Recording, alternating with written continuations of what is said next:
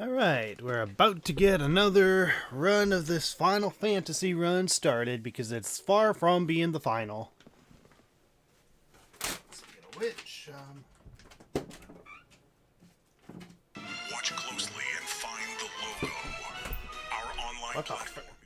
Sorry, a random app on my phone decided to go off. For all I know, it's probably just AI bullshit. I don't know, something to do with Alice in Wonderland, I don't care. I don't care, it's because it's probably AI. Anyway. Enough of my phone going off and doing something weird.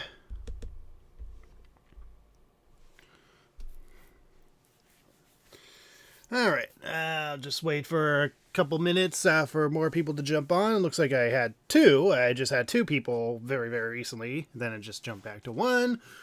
Alright, I need more people to come on. And... oh boy, I gotta get a new floor mat. This thing's ripping apart. Ugh.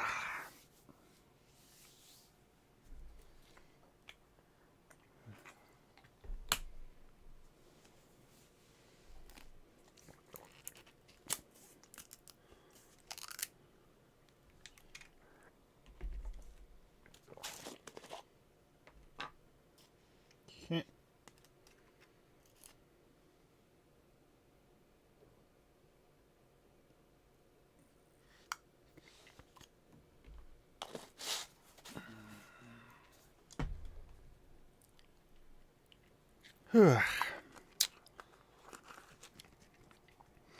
Alright, at least the first part of this video is just going to be mostly a grind on the Peninsula Power till I reach level 22, then I'm going to be doing the Earth Cave.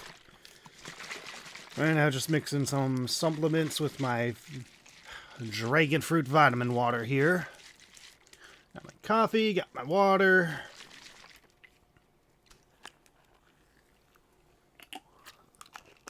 Alright. Actually, I should probably have my cheat sheet stat out on my phone. Just so I know what stats I need to grind for at the next level. So level 21, so we're going to level 22. Let me just find where the mage is on my phone. It's Red Wizard, White Wizard. And here we go, Black Mage. So Black Mage, level 22, is guaranteed strength, so we're mid-maxing for both agility and vitality. Yay! I mean, at least strength is guaranteed. So anyways, I'm sure more people will hop on over time, but let's just get this run started. So let's resume. So hello everybody, Nitsa Gamer here, back for some more Final Fantasy. A run, or a game that is far from being the final of the Final Fantasy series. Ah, shoot.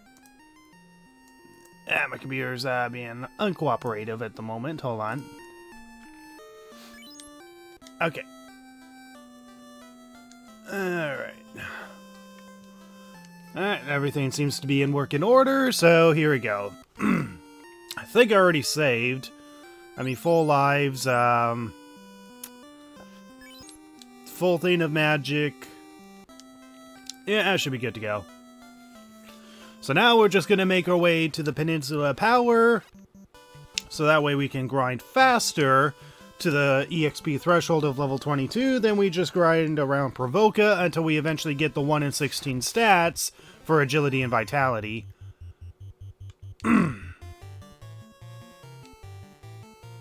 Actually, no, let's not do that. Let's just run. Just run, grind on the Peninsula Power because I gain more crap from that.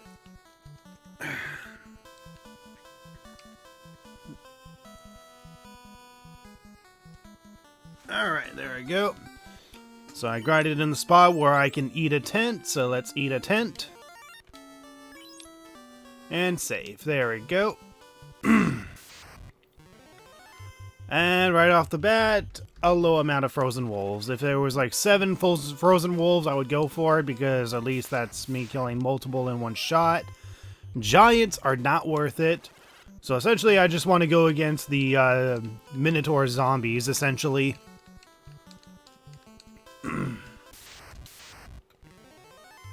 Giants again.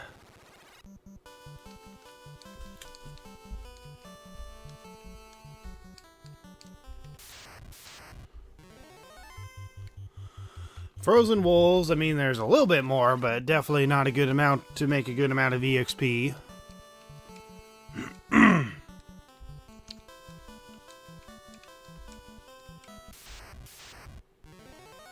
This thing's still streaming, right? Hold on. Gotta make sure this thing is still streaming. Okay, yeah, it is streaming. Just my phone's being weird. Okay, anyway. So we're just grinding on the shaft tip of the Peninsula Power until we eventually get some zombie minotaurs. And thankfully, with every reset, I just reset back. I'm only a few steps away from where we can get the late game enemies. And gosh darn it, stop giving me giants. I mean, giants will give me a good amount of EXP too. It's just they're very bulky and they hit hard. And will definitely take longer to take down with even tier 3 magic.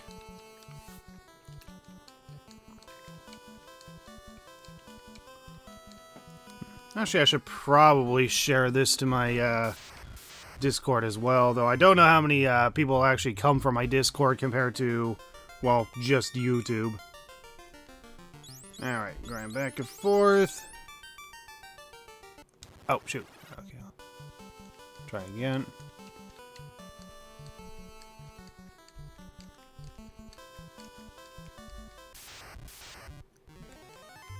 Okay, here we go. Finally, zombie minotaurs. Let's go for it. Let's burn them to death.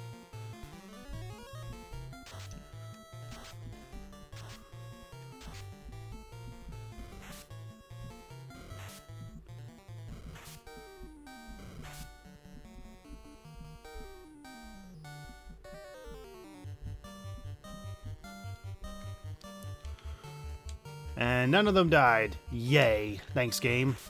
Now, please stay alive. Please frickin' stay alive. And remember that you can dodge.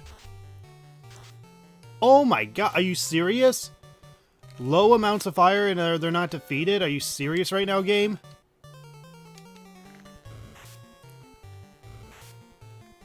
Wow. Thanks a lot, game. You're such an asshole. Jeez.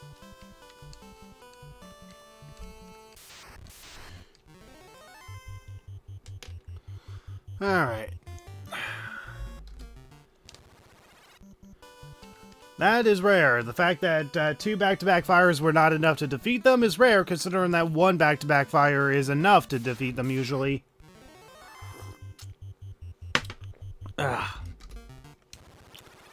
But yeah, defeating 4 of them at the same time will grant like near 5,000 EXP, which is super, super good. But if I have to grind, you know, go back to town to refill on the Magic 3. If I have to do that, then I have to do that. But first I need to be able to get a reliable grind here. Yeah, not a good roll. I mean, there's 3, and the trolls are almost given the same amount as the zombie minotaurs, but the zombie minotaurs give more.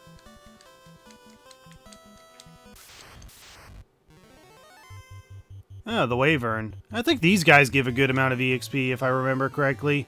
If I remember correctly, I don't know. I could be remembering wrong. Oh god, these guys poison me? Oh jeez. That's a waste of peers. Okay, so lightning is enough to defeat these guys, that's good.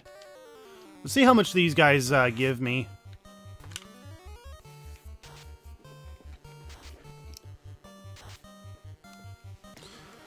Alright, there we go. First successful battle of the run on the Peninsula Power. Okay, they give crap in terms of gold, but in terms of EXP, that's actually pretty good. Okay, I'm definitely gonna need to heal with a potion for or pier first. Okay, and just go down to the safe spot, eat a tent. Yeah, So yeah, the Wayward's not a bad grind if I don't mind getting crap money, but yeah, definitely want to get the Zombie Minotaurs because not only do they give me a good amount of EXP, but money as well. In fact, I'm pretty sure the money and EXP earned is the same. Gosh darn it.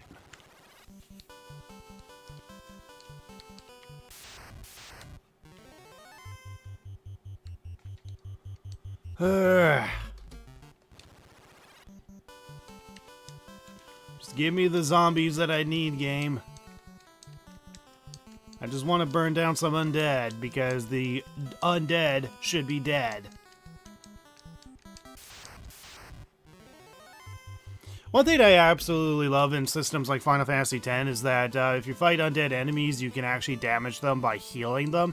In fact, I'm pretty sure that's something that they implemented in Final Fantasy II because you could heal your enemies but also attack your own allies, and that's a system that is in Final Fantasy X. You can attack your own allies but also heal your own enemies and such.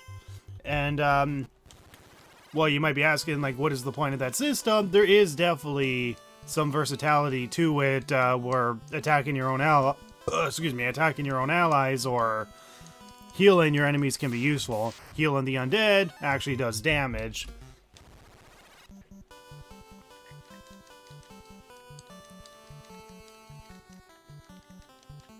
Dun, dun, dun, dun, dun. Yeah, seems like a lot of people are busy today. There's not really many people watching right now. I mean, at least the first part of the stream is just going to be a boring grind on the Peninsula Power until I can do the Earth Cave. I mean, in all fairness, I haven't really gave warning that I was going to be doing a stream today, so I mean, that could be part of the reason. Actually, maybe I should do an attempt against the Tyro just to see if I'm endurable enough to fight it.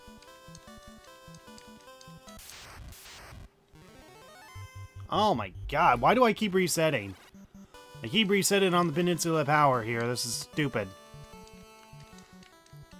I mean, one thing's for sure is that once I get into the late game, I don't have to worry about resetting a lot. God damn it. Of course I get the right enemy, just not the quantity that I want. Hello, Patty Murphy. How you doing, buddy?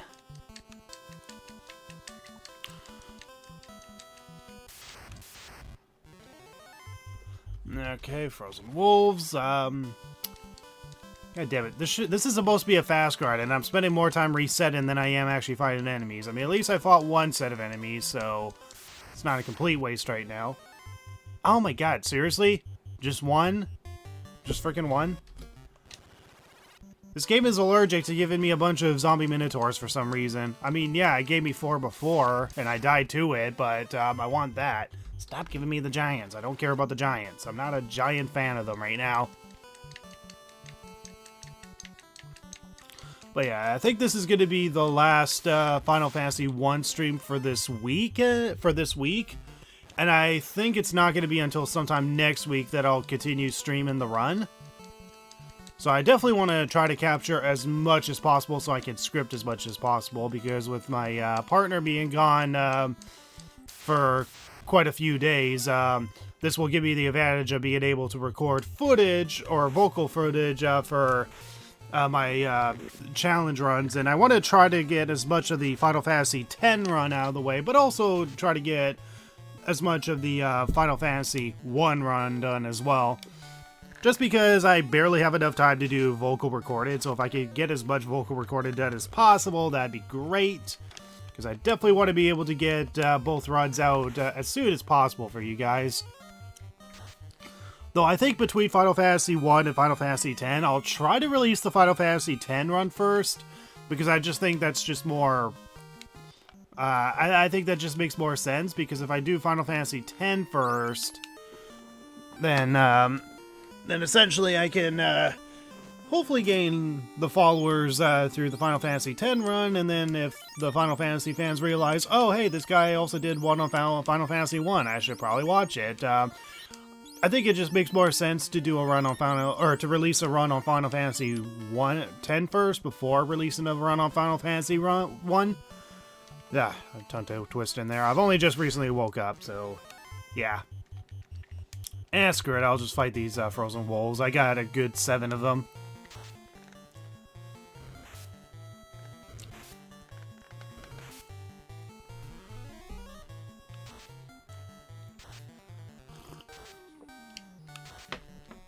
But yeah, in terms of my Final Fantasy X run, I am streaming a good or not streaming a good chunk of it. I am recording myself a good chunk of it already, and been scripting it. I'm past the mandatory Blitzball tournament, and I'm currently on Mushroom Rock Road, and right now I'm just grinding Yuna's Aeons until her overdrives are full, because, well, I don't have a dedicated overdrive mode for Yuna that is not stoic, and, well, the run being a damageless run, I can't really raise overdrives if they're stuck on stoic mode, so the only way to get overdrives onto Yuna's Aeons is to pretty much, well,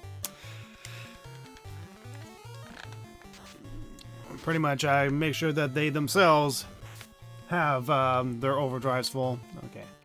I have like one Fire 3 spell. I'm gonna throw some Fire 2 spells at him and hope that kills him fast enough.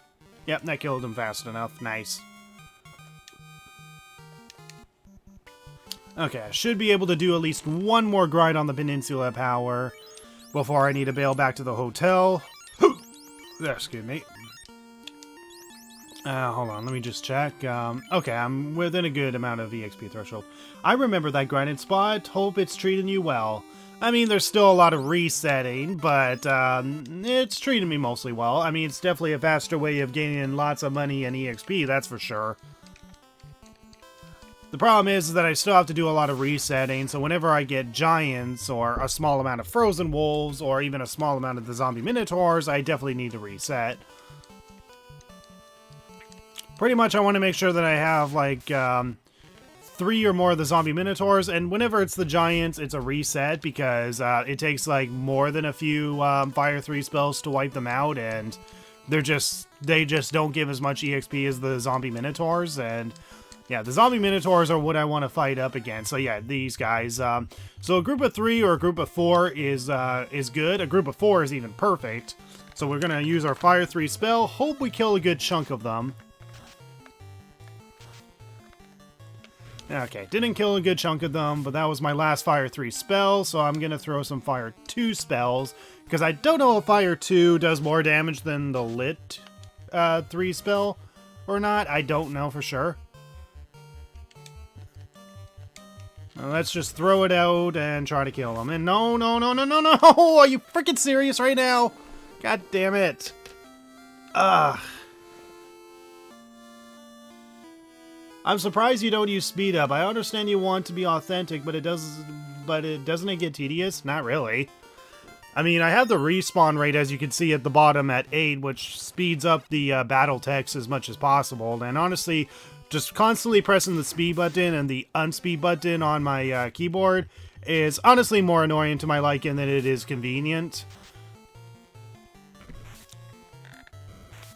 You know, I want as much of an authentic experience as possible. Like, I'm not even doing save states for this run. I'm not doing save states for this run. I am legit, you know, only using the saves that are available in the game itself. And are you serious right now?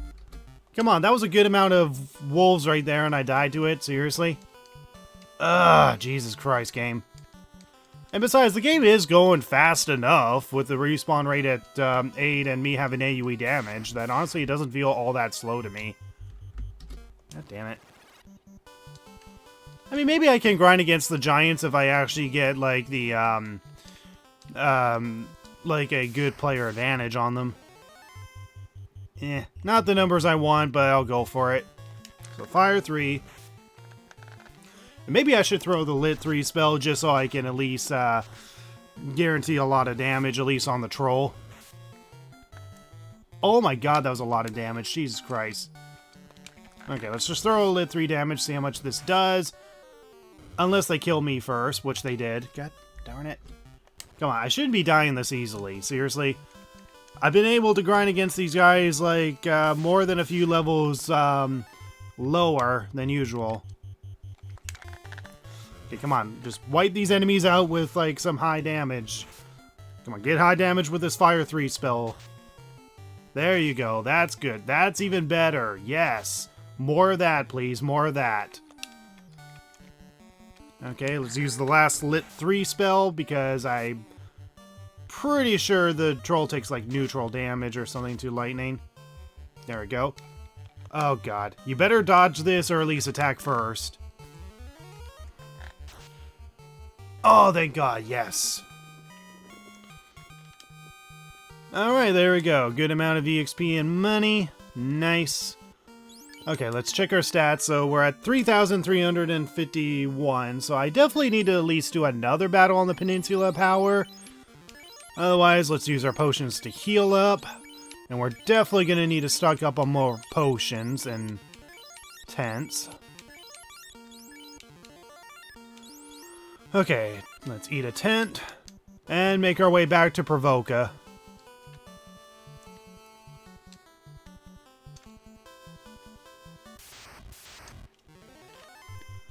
Oh, I hate these guys. These guys are the bane of my existence because they put me in a stun lock constantly. Take that, you stupid ghost.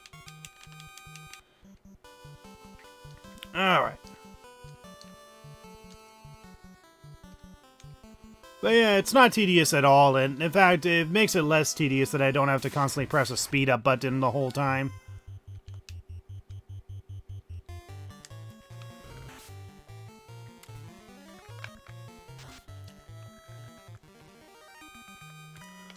There we go.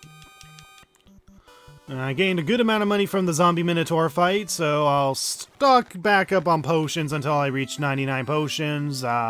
Maybe buy a few more tents and then sleep at the inn.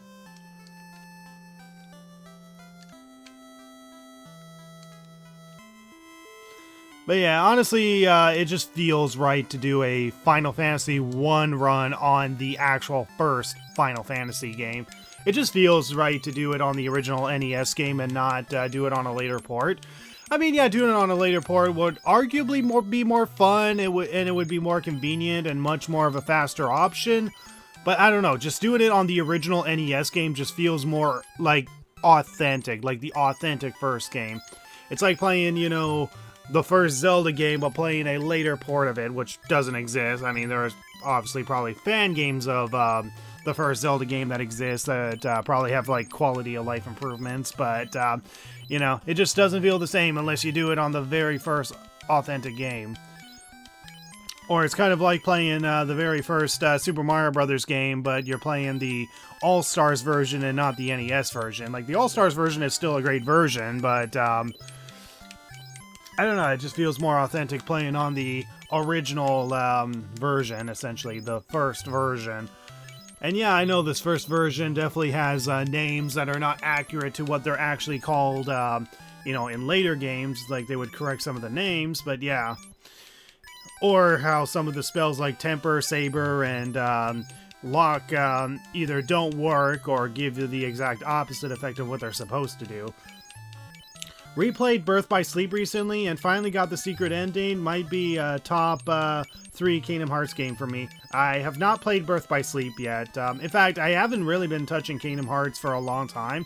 I'm still going through Kingdom Hearts 2. It's just I've been incredibly busy or occupied doing everything else that I haven't really played much of Kingdom Hearts.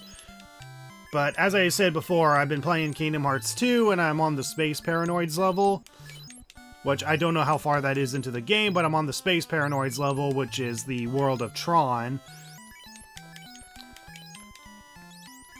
And the only Kingdom Hearts games that I played prior beforehand is Kingdom Hearts 1, which I beaten twice on its hardest difficulty on my PC and PlayStation 5, and 100% it, minus the gummy ship missions. You know, I synthesize, I know I'm saying that word wrong, but whatever, all of the weapons and armor and items, and got the ultimate weapons for Donald, Goofy, and Sora. And I also defeated Sephiroth, I defeated the Phantom, I defeated Kurt, whatchamacallem, from Aladdin's World. You know, I did all that twice on the hardest difficulty, so proud difficulty on both PC and PlayStation 5.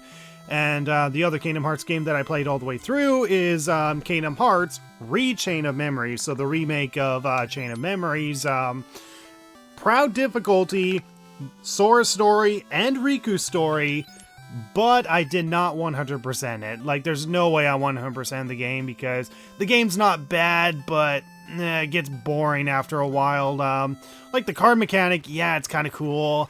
And it's kind of interesting learning its mechanics and being able to exploit enemies' attacks and such with 0 cards or high-valued slate cards and whatever. But honestly, it gets repetitive over time, and I just want something new. Whereas, you know, in something like Kingdom Hearts or even Kingdom Hearts 2, there is a lot more variety to it, so it's less repetitive for me.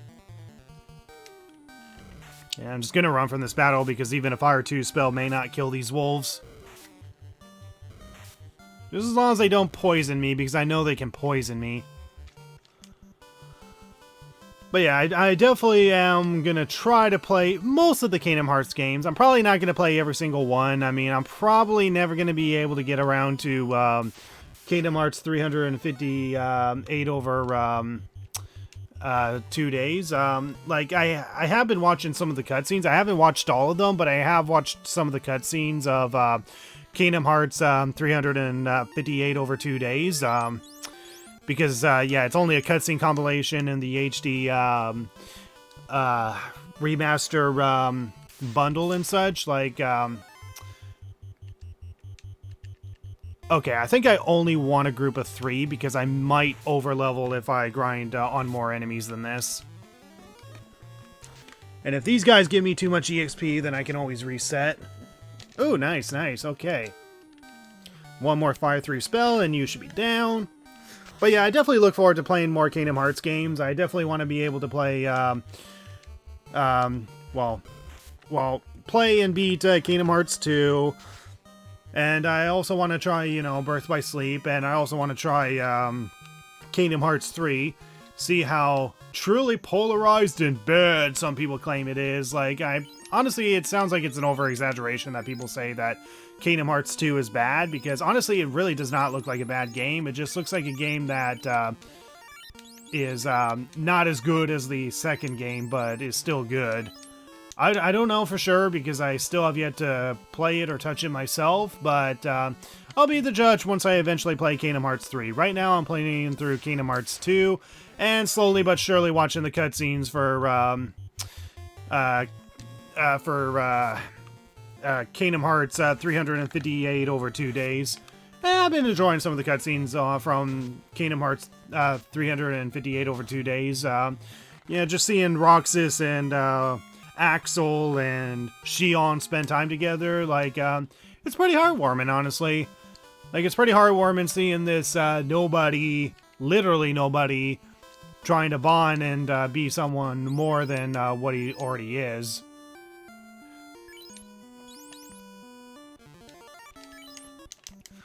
Alright, I'm gonna just eat a tent here just in case a random encounter levels me up.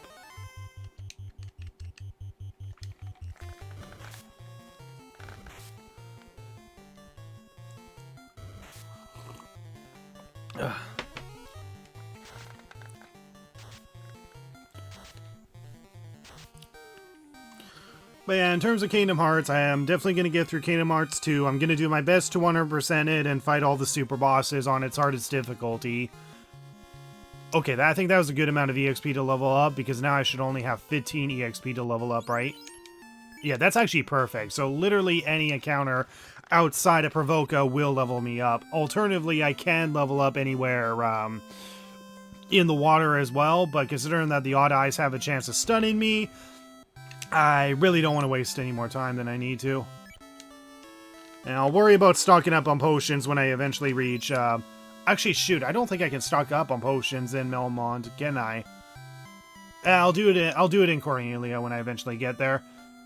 Hi everyone, hope things are going well. Things are going well so far. We're just making sure that we grind to level 22 before we eventually go back to the Earth Cave. because once we get to level 22, I should be able to use 5 Thanes of Fire 3 as well as 4 Thanes of Lit 3. So the Lit 3 spell is going to be handy when fighting the wizards, which are an unrunnable battle inside the Earth Cave, and the Fire 3 is going to be great against the boss fight at the end. So the first fiend, the Lich. So the Lich is an undead enemy and takes more damage from Dia and fire.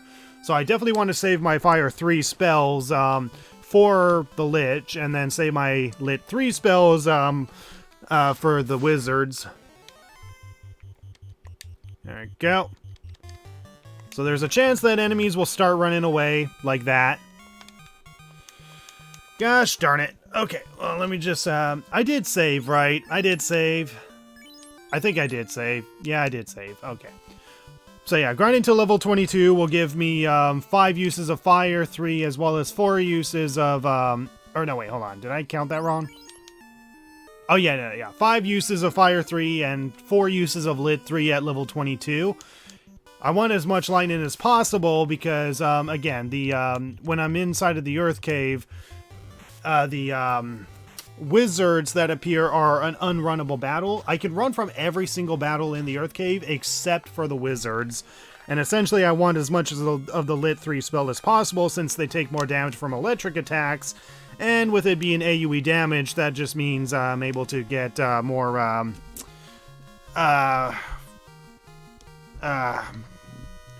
damage onto them and a guarantee that I beat them in one shot. So anyways, for level 22...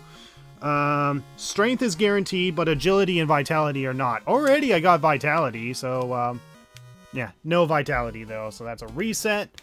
Alright, so it's a 1 in 16 dice roll for agility and vitality, so, strength, intelligence, and luck are guaranteed, but intelligence does nothing in this game, and luck matters for us anymore in this run.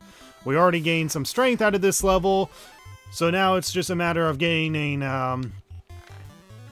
agility and vitality, both of which are a 25% chance, and being both 25% chance means it's a 1 in 16 chance of leveling up, which is like 6.25%. So strength, agility, intelligence, luck. Okay, getting some decent rolls on the agility, just not the vitality. So yeah, it's a 1 in 16 chance, which is a 6.25% chance of us gaining these two stats. So once again, strength is essential for us doing the most amount of physical damage, even though as the Black Mage we're mostly prioritizing magical damage, but there may be a point where we have to rely on physical damage either as a backup or as the ultimate solution. Agility, intelligence... Okay, I'm getting like really good rolls on the agility for some reason. Just not the vitality.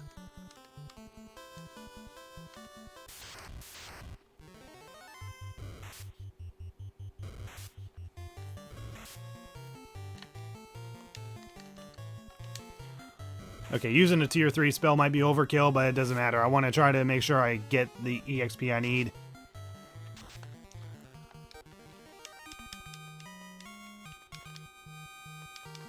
Okay, let's see. Strength, agility, intelligence. Okay, why am I getting agility all of a sudden? Did the person make a mistake or something? Because, yeah, agility should not be guaranteed at level 22. Agility should not be guaranteed at level 22, and yet I've been getting agility almost every time. And the one time I do get vitality is when I don't get the guaranteed agility. Is that right? Is that how the RNG gods want to play?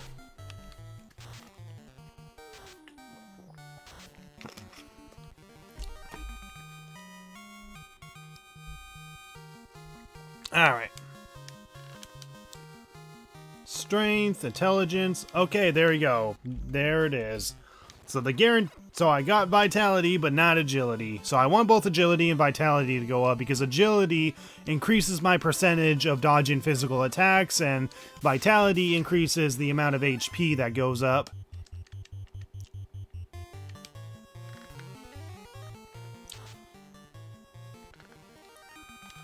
And of course, strength increases my chances of physical damage.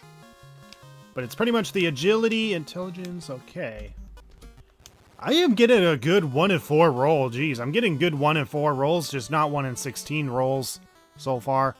But I guess it's not really surprising considering that we have spent like more than 50 minutes on a 1 in 16 chance, even with AoE damage and the respawn rate at 3. Though it could be worse because at the beginning of the game it took like an hour and 30 minutes for a 1 in 16 chance for agility and vitality to go up. Strength. Okay, nope. So there we go. That was a roll where I didn't even get agility and vitality. So we just keep rolling the dice until we eventually get agility and vitality. Make our way to Cornelia. Restock on potions and tents.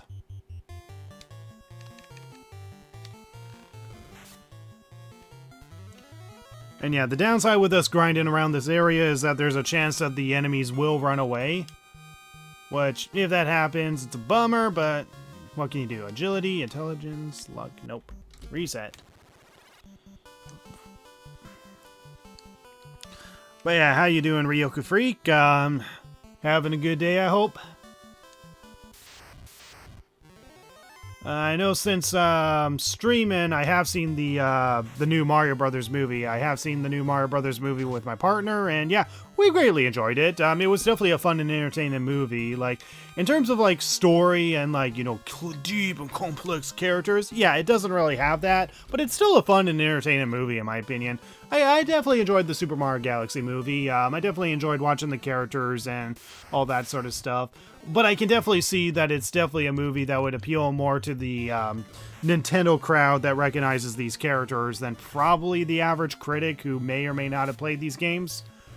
But I think the hate that it gets, or saying that it's bad, is severely over-exaggerated. Like, it's definitely not a bad movie. It's definitely entertaining. I greatly enjoyed the Super Mario Galaxy movie. Is it better than the first movie? That's hard to say because there was problems that I personally had with the first movie. It's definitely still entertaining and fun. Like, both movies are entertaining and fun. They just both have their own unique problems. Okay, agility, intelligence, nope. There is one change that they make to 2 of the characters that I'm kind of iffy on. I won't spoil it here, but it's more or less centered around Rosalina and where she comes from. They change her backstory, essentially. They change her backstory compared to what it was like in the games. I thought, you know, how the games handled Rosalina's backstory was really good. It was really emotional and sad. And I like emotional and sad things in my games. Okay, well, I mean, I thought the backstory that they gave Rosalina was pretty good, and let's just say they completely change it. Like, there's some similarities, you know, she's obviously the princess of the cosmos for the Lumas, but I really can't spoil it because you'd have to see it for yourself. But yeah, they do change her backstory and how she's related to like one of the characters and such, and yeah, you'll have to see for yourself. It's definitely a change that definitely differs from the games, and I'm kind of iffy on whether or not if I like it or not. Like, it's not a bad addition, but it's also something that was not in the games, or at least not canonical in the games. Okay, strength, agility, intelligence. God damn it. But yeah, I greatly enjoyed the Super Mario Galaxy movie. I definitely recommend checking it out, especially if you've seen the first one. Not bad, thanks. Recently started that Final Fantasy inspired RPG, Expedition 33. Pretty interesting so far. Yeah, I'm definitely hoping to play Expedition 33 at some point. I have it on my wish list for both my PlayStation 5 and PC. It's just I'm not confident in my PC running high detailed games at the moment. It definitely has troubles even running Persona 3 because it just makes all the NPCs, for whatever reason, like the low detailed NPCs, look like they're a bunch of Silver Surfers for some reason. So I'm probably going to play it on the PlayStation 5, but right now I'm playing Red Dead Redemption 2 for the first time on the PlayStation 5, and I'm in the process of trying to 100% Death Stranding Director's Cut. So I've like beaten Death Stranding for the second time, but on the Director's Cut version of the game, and I'm in the process of 100% in it. I just need to completely max out my connection to at least 2 facilities, and of course get every single microchip in the game. So agility, intelligence, vitality, there we go, all 5 stats leveled up. Frick yes. Okay, we're definitely gonna save because there's the chance that the odd eyes will Ooh, we also gained a good amount of HP increase as well. We were 255 before, now we're 286. That's actually pretty good. Nice. Okay, so now we're just going to save here. We're going to make our way to Cornelia. We're going to make sure we make our money's worth on our way to Cornelia. And we're going to stock up on 99 potions because I don't think we can stock up on items in Melmond, which is where the Earth Cave is. We're going to make sure we're stocked up on 99 potions. Make sure we have a good amount of tents as well. Sleep in Cornelia, then sleep in Melmond, and then make our way to the Earth Cave, and we're going to be in the process of completing the Earth Cave. So here we go. So we're level 22. We now have a 76% chance of dodging physical attacks. We have 17 absorb. So if you're wondering what armor I have equipped, I have the cap, the gloves, and the silver bracelet. And in terms of magic, yeah, now I can use 5 Thanes of Fire 3 and 4 Thanes of Lit 3, which is great because the more lightning damage I can do to the wizards on my way to the first fiend fight, the better. And I'm not going to prioritize getting any of the chests within the dungeon. I mean, most of the chests is just more or less going to be stuff I'm going to be able to sell anyway.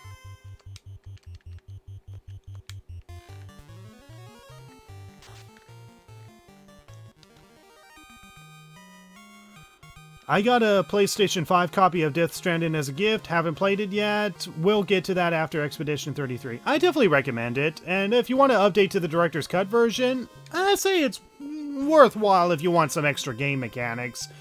I mean, if you have like the vanilla version of like Death Stranding, that's totally fine. It's definitely a good way of playing the game. I mean, I'll definitely say that there's no better way of playing Death Stranding if it's original or Director's Cut. Director's Cut more or less just adds extra gameplay features that are more or less to help with the experimental side of it. If you had to choose between Director's Cut or the original, obviously get Director's Cut because more content just makes it the superior game. But yeah, Death Stranding is definitely a game that is gonna only appeal to certain people. And I'll definitely say it did not appeal to me at first, but when I committed to actually finishing the game, it was a really good game. Because yeah, if you're going into the game expecting some sort of Metal Gear Solid game or something like that, or something similar to like Silent Hill where you're stealthy and have to fight enemies, throw those expectations away because that's not what the game is. Essentially, it's a package delivery service game in the post-apocalyptic world. That's essentially what Death Stranding is.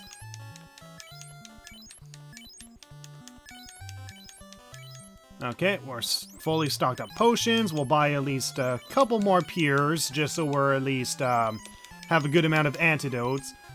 I mean, I don't know if there's any enemies in the Earth Cave that can poison me, but better to stock up on piers while we're at it. Alright, and now let's stock up on tents. But yeah, I definitely highly recommend Death Stranding. Just bear in mind that it is a game that you gotta have patience with. It is a game that you're gonna be taking slow. But as you progress through the game does get better because you gain more gadgets and equipment to work with in order to make your delivery runs easier. Because essentially Death Stranding is a package delivery game in the post-apocalyptic future with rough terrain, snow, ghosts called BTs, and terrorists and cargo thieves called mules stealing your packages and such being your main obstacles. And the game definitely has a lot more to offer than people give it credit for. It's definitely overhated in my opinion. It's a really great game. I definitely recommend Death Stranding. Okay, we'll save in Cornelia, and then we'll save in Melmond when we get there. Try to make more than 100 gills worth, so that way I'm not wasting money on my way to Melmond. So yeah, we definitely have a lot of EXP left to level up, and since we're only going to be zapping wizards, we should be more than fine. Just looked at the game box, does say Director's Cut on it. Nice. Oh, awesome. Sweet. So you definitely have the more experienced version of the game. You definitely have more gadgets to work with, which means more to experiment with, which will definitely make the game a lot more fun for you. But yeah, I still have yet to play Death Stranding 2, just simply because I've been busy, and if I'm going to play Death Stranding 2, I can really only play it on my PlayStation 5. But I have it on my wish list. I'm definitely going to wait until there's a discount because, well, I got to buy games at cheap prices in order to really play games these days. But yeah, I definitely look forward to playing Death Stranding 2 at some point. I really enjoyed Death Stranding, the original game, and Death Stranding Director's Cut. Earth Cave should be going fine. Well, that's the plan. That's the reason why I grinded to level 22, not just for more agility and HP, but also to have like at least 4 things of lit 3 spells. So I grinded like more than a few levels just to have that extra preparation, but yeah. But yeah, let's just check again. So yeah, we have 99 potions, 61 tents, but we can really only eat tents on the overworld. So there we go. We're going to go in the end. We're going to save here. And then we're going to eat a tent until we're back to full HP outside of the Earth Cave. And we got to make sure that we still have 99 potions before we enter the Earth Cave, because I don't know how many attempts this is going to take completing the Earth Cave. Oh, wow. Ogres are now afraid of me. Interesting. At least I gained 1 EXP out of it. So yeah, hopefully the Earth Cave is smooth sailing for the most part. That's all the more reason why I grinded a few levels, just so I have a few extra Lit 3 and Fire 3 spells to work with. So for now, we're just running from every enemy encounter, and inside the Earth Cave, we're going to run from every enemy encounter, except for the wizards, because they are an unrunnable battle. Alright, here we go. So we're just going to eat 1 tent until we're back to full, and save. So if we die in the Earth Cave, we can spawn just outside the Earth Cave and either try again or go back to grinding. If Cockatrice doesn't show up or many undeads, you're good. Oh wow, seriously? I get a random encounter, not even 1 step into the dungeon? I'll reset that just so I can save on potions. So right now, I am not concerned about getting any of the chests in the dungeon.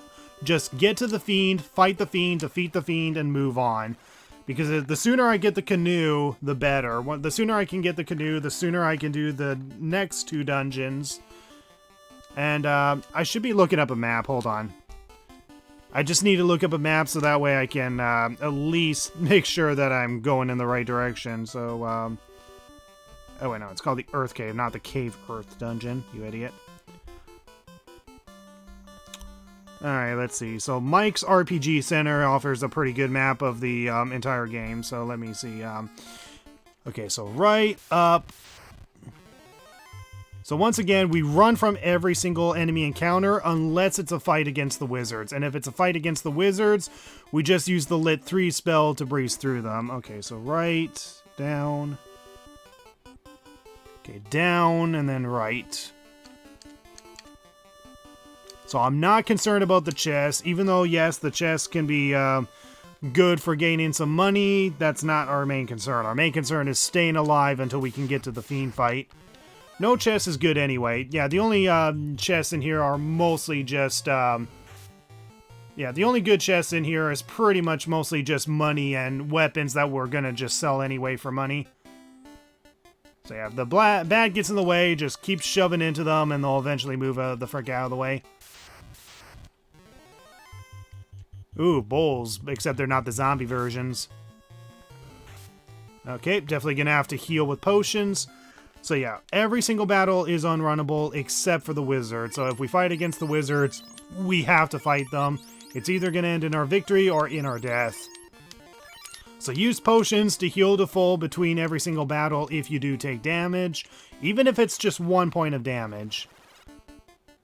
So now we're on the floor where we fought the vampire beforehand. So we had to fight the vampire beforehand and then give the ruby that we got within the chest to the Titan, and then after the Titan we get the rod, and we're going to use the rod to get to the second half of the Earth Cave dungeon.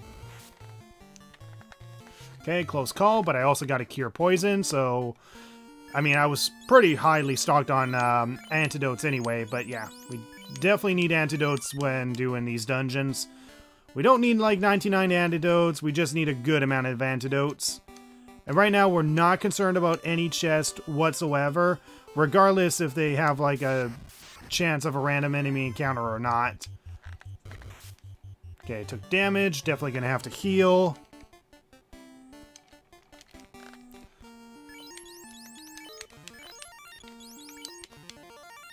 Yeah, even though it's just 1 EX or 1 HP, I definitely want to heal that. I gotta play Mr. Perfect, which is all the more reason why I'm mid-max in strength, or mid-max in agility and vitality as well. Okay, hold on. Let me just make sure I'm walking in the right direction. Okay, left. Now, we gotta make sure we go down before any of these bats go down in this hallway, because it's possible for them to just get stuck down there, stuck in the hallway, and we just can't move at all. Because, yeah, it's possible for one of these bats to come down here, and we just can't enter the door until we eventually wait for RNG to have them leave the hallway. It's possible to just be stuck, not being able to proceed through the dungeon because of how skinny this hallway is. But yeah, here's where we got the ruby, but the chest is empty. But if we proceed on, we proceed to a point where we're unable to progress. So yeah, as you can see, there is a stone plate on the floor. You sense something evil. So we go to the pause menu. So as you can see, as we pause, a set of stairs appeared. We use the rod. The plate shatters, revealing a stairway. The rod to remove the plate from the earth. Okay, and there we go. So the plate is removed, and now we can proceed to the second half of the dungeon. Oh, and I should probably heal back up before I continue on. Challenge like this, min-maxing, looks to be very important. Well, for a black mage, it definitely is. It's definitely important for us to min-max as a black mage because, well, yeah. Okay. So now I have to simultaneously make sure I'm healing to full and also running away from battles. Again, I only have to attack if we come across a bunch of wizards, which so far hasn't spawned in yet, which is good. Okay, I just need to figure out what floor we're on. Okay, so we go left. Wait, did I heal? No, I didn't. So we go left, down, left. And then I think we go up here, right? Let me just check the map. Yeah, this is definitely one of those games where you gotta use a map to really efficiently move through the dungeon and as less steps as possible. Okay. And then from here, sorry, I'm just looking. Go up. Run. Okay, these guys have a chance of stunning me. Yeah, they have a chance of stunning me, so I could be stuck here, guys. I could be stuck here until I eventually die, or I eventually have that RNG chance of running away. But that's also all the more reason why we want more HP and high agility, so we have that chance of maybe running away. But yeah, these guys are the goddamn bane of my existence. Ugh, Jesus Christ. Okay, just get yourself on stun so you can run away, Nits. Come on. Let's be efficient.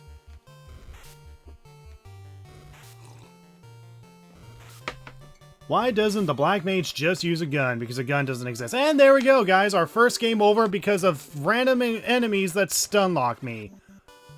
God damn it. Unfortunately, I have no control over that. There's no amount of leveling up that's going to get me past that. I mean, I guess higher agility and higher HP will help, but yeah. I just died because of enemies who stun-locked me. God damn it. Geist are the worst to stun you when they do 3 hits, so yeah. So yeah, those Geists are the goddamn bane of my existence. I freaking hate them. God damn it, I gotta check the map again. I don't have these dungeons memorized at all. Okay, down, down. Okay, so down. Move out of the way, you stupid bat. Move out of the way or I'll call you a Keys from Zelda. God damn it, get out of the way. Get out of the way. So yeah, we were making good progress until we went against the Geists. Like, it wasn't the wizards that gave me the game over, it was the goddamn Geists. So yeah, the Geists are definitely one of the worst parts of the entire run because they can just stun lock me into a game over. Ugh, stun locks, yeah. So I have to reset because of stun locks. Not because I was bad or anything, but because of stun locks. And unfortunately, there's no way to decrease the chances of getting stunned. I mean, I can alternatively level up more so I have more HP and high agility for hopefully a better chance of surviving when I eventually get unstunned, but it's not going to be a guaranteed chance. The only way to guarantee a chance of me not getting stunned all the time is to essentially grind until I have like the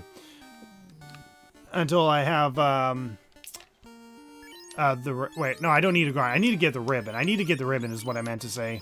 Sorry, I'm kind of trailing off what I was talking about. But yeah, as you can see, a simple enemy encounter like that can take a lot of HP out of me. Wait, did I heal to full? Yeah, I did. Okay. I'm pretty sure you can handle the wizards. Oh yeah, I can definitely handle the wizards. It's just I want to be able to have high HP as well as good agility and at least 4 uses of the Lit 3 spell so I can get through them as efficiently as possible. So here are the goddamn Geists again. Unfortunately, it doesn't matter if I run or use my fire spell. If I use my fire spell, that's less fire to use. If I run, I'm guaranteed to run it regardless. Come on, run. Just run. Run. You're gonna get stunned if you don't run, you idiot. And there you go, I got stunned. I haven't even got to the second half of the dungeon and I'm already stunned. So there is a chance that I can get unstunned and still have a chance to act, but there is a chance that they might stun me again anyway, so yeah. So yeah, these guys are the worst part of the goddamn run in this dungeon, is these guys goddamn stun locking me. Ugh! Okay, finally can act. Now can I... And they paralyze me again. God damn it. So yeah, you can... Sometimes I use Fire 2 in case I attack first. Yeah, well, it doesn't matter if I attack first or if I run first. I'm gonna get the same action regardless. So yeah, I haven't even reached the second half of the dungeon and already I died. So yeah. These goddamn freaking Geists are the run killers. Thankfully, I can increase my chances. I can increase my chances by simply gaining more HP, more agility, and all that, just so I have less hits coming my way. All the more reason why min-maxing in this game is important, but again, it's not a guaranteed chance of me, you know, surviving. On the bright side, these enemies are running away, which means less damage coming my way, which means less potions I have to use. In fact, that's probably all the more reason why I would probably want to overlevel, is for the chances of enemies running away from me. Because yeah, already I'm getting through the first 2 floors with little issue. I'm already getting through the first 2 floors with little issue, thanks to the fact that I can have these enemies run away from me. Less potions to use means less gil wasted. Oh, here we go, wizards. So these wizards are an unrunnable fight. So regardless, I have to fight them. And since they take neutral damage to electricity, I have to throw a Lit 3 spell at them. And yeah, as you can tell, they do damage me pretty highly. So yeah. And even with the Lit 3 spell, it's not a guaranteed kill. So I'm going to use Lit 2 on this guy. So yeah, that's all the more reason why I needed at least an extra ammunition for the Lit 3 spell, is because of these wizards. So I finally came across these wizards, and I honestly prefer fighting wizards over the goddamn Geists. I mean, the Geists are not bad as long as I can run from them, but still... Ugh, God, those Geists are the bane of my existence. If it could be the images instead of the Geists, images stun less. I'd prefer no stuns at all, or stuns to completely miss me more often.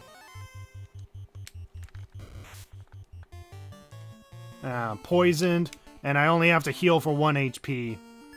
But still, I gotta cure the poison at the least, and then heal. And yeah, all the more reason why I want to be at max HP is so I still have that chance of running from a stun-locked battle. Now, I can increase my chances of, you know, running from stun battles, and okay, I'm finally getting back-to-back wizards now, which is not necessarily more preferable, but doable to deal with. Problem is that once I run out of Lit 3 spells, I have to rely on Lit 2, which does less damage.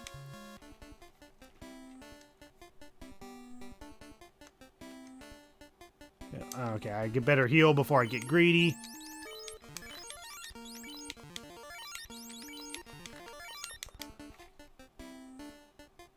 But yeah, once I get the ribbon from the waterfall cave, once I get the ribbon, I can massively reduce the amount of times that I have to get stunned or insta-killed and such. What sucks is that when I get to the ice cave, like I was hoping that, like in a previous stream, I was trying to see if I could get to one of the upper continents because I thought one of the rivers connected to the ocean, but no, I looked at the map again and apparently it doesn't. I thought one of the maps like connected to, or one of the rivers connected to the ocean, but apparently it doesn't. Oh boy, I'm taking a lot of damage from this fight. Because I was hoping that I could actually get to the waterfall cave earlier without using the whatchamacallit, without being able to fly there, but no, unfortunately you have to fly there. You have to fly there in order to get anywhere on the upper continent. There's no ports, there's no rivers that connect to the ocean, so yeah, you can't cheese it and try to get to the any of the dungeons or whatever earlier. Okay, so now we're in a danger part of the dungeon. I mean, we're always in a danger part of the dungeon no matter what, but alright, let me just recheck the map. So essentially I have this floor to go through, and then I have floor 5, and then floor 5 is where the fiend fight is. So once again, we're ignoring all chests. In fact, the majority of the chests on the way, pretty much every single chest has a random encounter we have to deal with. So, or not a random encounter, but a set encounter we have to deal with. Ice Cave seems an impossible task to pass on the first try. Probably, but I know we can increase our chances with higher agility and higher HP, because I believe one of the moves that the boss goes with is oh wait, the cockatrice. These guys also have a chance of insta-killing me, so I have to run.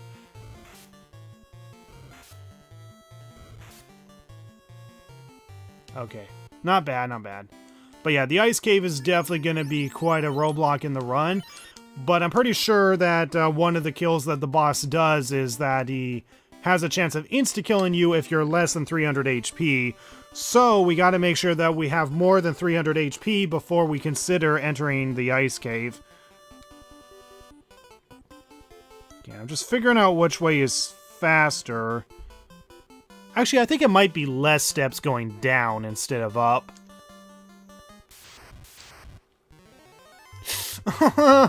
Frick you guys. Frick you, frick you, frick you.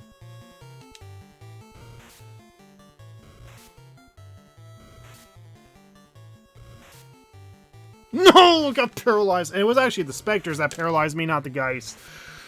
Ugh, God, I hate this. I hate these enemies encounters. Every time I see those sprites, I just want to become Homer Simpson and just Bart Simpson the heck out of them. Just strangle them. Just, ugh.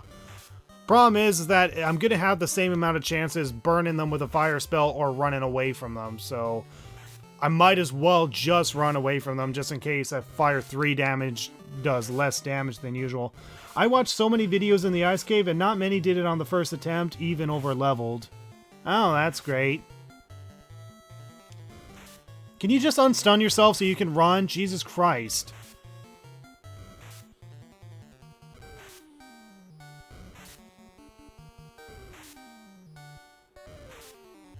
Oh my God! Oh, this is frustrating, guys. This is actually legit frustrating. I am over-leveled. I grinded a few levels thinking that I was actually over-preparing myself, but no, I am still under-prepared.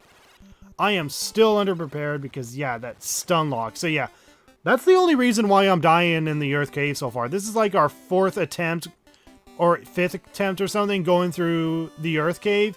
And the only reason I have died is because of these damn stun locks.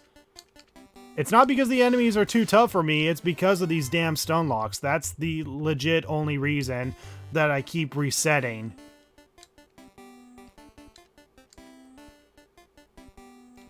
Oh shit. Need to make sure I'm heading the right way, hold on. No, I'm heading the right way, just down and then right. Yeah, I don't need to worry about these bats. These bats are not causing a random encounter. They're just more or less blocking my way, but I can shove them out of the way. But yeah, that's literally the only reason why we keep resetting in this goddamn dungeon is because of these damn stun locks. Not because the enemies are too hard. Like, the Geist and the Spectres don't even hit that hard. It's just their chances of them... their chances of them stun locking me is pretty much a guaranteed game over. And the problem is that there's no armor in the game that I currently have access to that is going to decrease the chances of them stunning me. At least not until I get the ribbon in the waterfall cave. Once I get the ribbon in the waterfall cave, the rest of the run is not necessarily easier, but definitely more doable, because essentially what the ribbon does is that it decreases the chances of ailment attacks and the instant death spell landing, and also decrease in the amount of elemental damage, which means I'm still taking neutral damage to physical attacks. But yeah, once I get the ribbon, the run will be a lot more easier to deal with. You almost have to manipulate encounters like I've seen on some other streams. Well, unfortunately, I don't know how to manipulate encounters, or even if there is a way within the Earth Cave. I know there's like a way of manipulating encounters on the overworld by using the unblown up sprite of the ocean when you before you give the dwarf the TNT, but I don't have access to that. Okay, wizard, so I gotta fight these guys.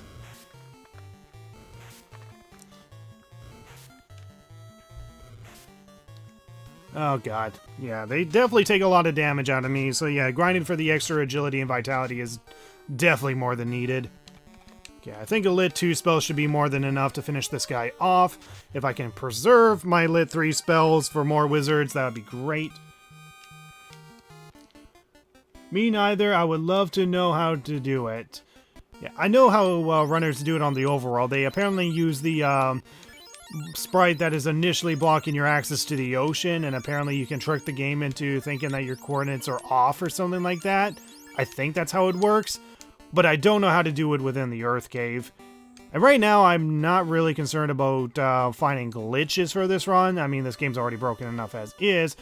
I'm not really concerned about finding glitches for this run or finding ways to skip dungeons, if there is a way to skip dungeons. I'm more or less just trying to beat the game as intended while doing some RNG manipulation to guarantee that I get the stats that I need for min-maxing, particularly agility and vitality. Agility for a higher chance of dodging, and vitality for higher HP. So once again, make sure you're completely healed to full, regardless... Oh my... Okay, I might get stun locked here before I get to the second half of the dungeon. Let's see. Yeah, paralyzed. God, this is legit pissing me off, guys. This is legit pissing me off. Like, wow. Ugh, freaking. Okay, at least I got unstunned. Come on.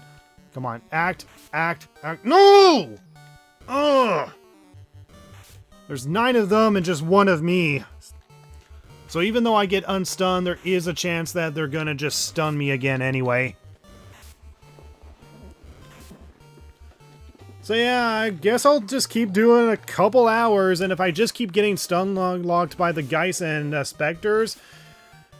Oh, thank you Scuba Japan 4 for subscribing. Thank you so much for subscribing, and yeah. Ugh. God damn it. This is stupid, guys. This is beyond stupid. I haven't even reached the final floor. And the fact that I have to worry about these Spectres and Geists is freaking ridiculous. Worst status effect? No question about that. Pretty much, yeah. I mean, there's also instant death, but so far I haven't had the need to worry about that, so god freaking... But yeah, it seems like the only chance that I have is to just grind more until I have higher evasion and like higher evasion and higher vitality. That seems to be like the only legit way that I'm gonna be able to get through this dungeon. Like, yeah, I could probably get through it, but I was hoping that I was gonna actually be able to finish this dungeon, but I guess not. But let's just look at the stats. So level 23, if I grind to level 23, intelligence is guaranteed, but not strength, agility, or vitality.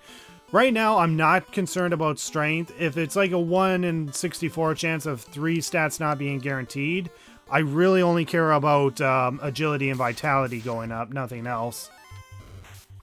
So I think what I'm going to do is grind more. I think I'm going to grind more for more HP and a higher agility, because I definitely need it if I'm going to have a chance of being able to get through the Earth Cave, because this is getting ridiculous. It's getting ridiculous just how many attempts this has taken me.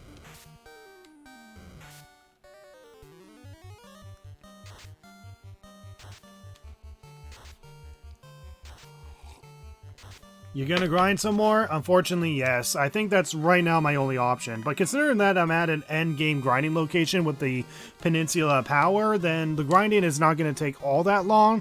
What is gonna take a long time, however, is the 1 in 64 or 1 in 16 chances of getting agility and vitality to increase every single time, and getting strength to increase at levels where agility or vitality or both are already guaranteed. So yeah, it's going to be a pain in the freaking ass, but what can you do? What can you do other than to just shut up and endure? So we're going to make our way back to Pravoka, grind on the Peninsula Power, and I don't know how many levels we're going to grind for, but we're definitely going to need to grind for some levels. Particularly agility, so we can have a higher chance of evading attacks, and of course vitality, so we have higher HP. But we definitely need more HP, we definitely need more of our evade chance to go up. So, I don't know how long I would do the grinding for, but let me just check here. So at 22, pretty much I could do the fire and lit 3 spell for like 5 or 4 times. Level 25, I can do the lit spell at least 5 more times. And it's not until level 27 I can do the fire spell at least 27 times. So I don't know, maybe my new grind goal will be level 25, maybe that'll give me the extra edge I need, or maybe that's too over leveled, I don't know. But right now the goal is just to get to Pravoka, save at Pravoka, and start grinding on the Peninsula Power, and also making sure that I'm full on potions, but I should be full on potions. And I should have a good amount of tents to make the grind feasible. So yeah, I was hoping to complete the Earth Cave within this stream, but it looks like that's not happening. Just with those enemies stun locking me, it's just too much for my patience, honestly. It's too much for my patience. I mean, already this RNG stat manipulation is too much for my patience, but I gotta do what I gotta do if I'm gonna have a chance of making a Black Mage solo run possible.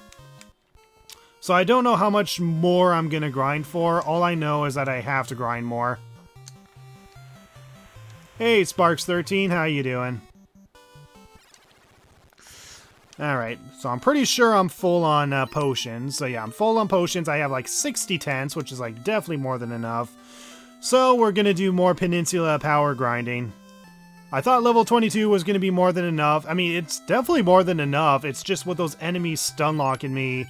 Yeah, it's never over-leveled a solo run. Yeah, unfortunately when it comes to solo runs, you definitely have to over-level in order to make it feasible.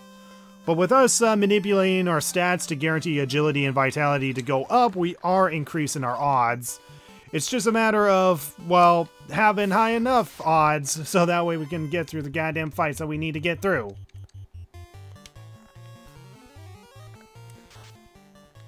But yeah, we definitely need to make sure we pay attention to our EXP, because we don't want to surpass the EXP threshold and accidentally level up without agility or vitality going up. But yeah, under no circumstances do we allow a level up to happen without agility or vitality, or both going up. Essentially, as long as those stats are guaranteed at every single level, we are giving ourselves the max possible amount of chances. Strength is not as important, but if I can min-max strength as much as possible, then that's even better.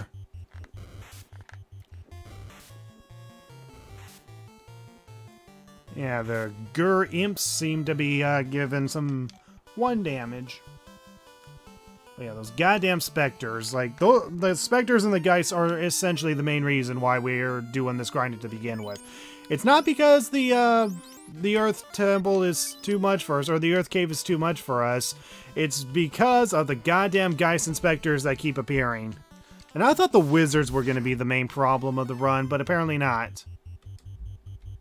Yeah, I'll reload. Want to be able to have like more than 1 enemy if possible, even though the zombie minotaurs are the most efficient method of grinding. It's just with us doing AoE damage, this is more efficient. Okay, not the numbers I'm hoping for, but I'll go for it. So fire 3.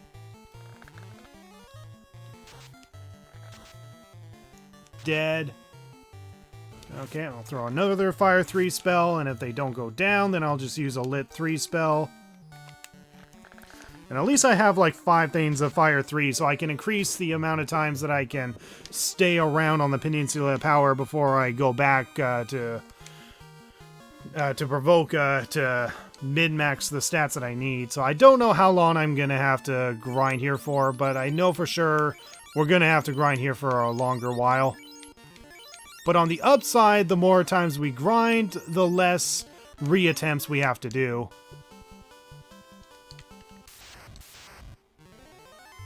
Okay.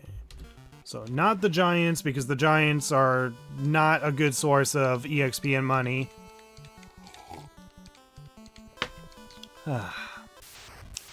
Coffee always puts me in a good mood. But yeah, unfortunately, I don't think I'm going to be streaming for the rest of this week or weekend. Because my partner is going to be out doing some stuff. And since my partner is out, that gives me more time to do vocal recording at nighttime, which means I'm going to spend the time trying to record my voice for the Final Fantasy X and Final Fantasy I run. Since I have a good chunk of the run already scripted for both Final Fantasy X and Final Fantasy I want to try to do as much vocal recording as possible when there's less audible distractions surrounding me during the daytime.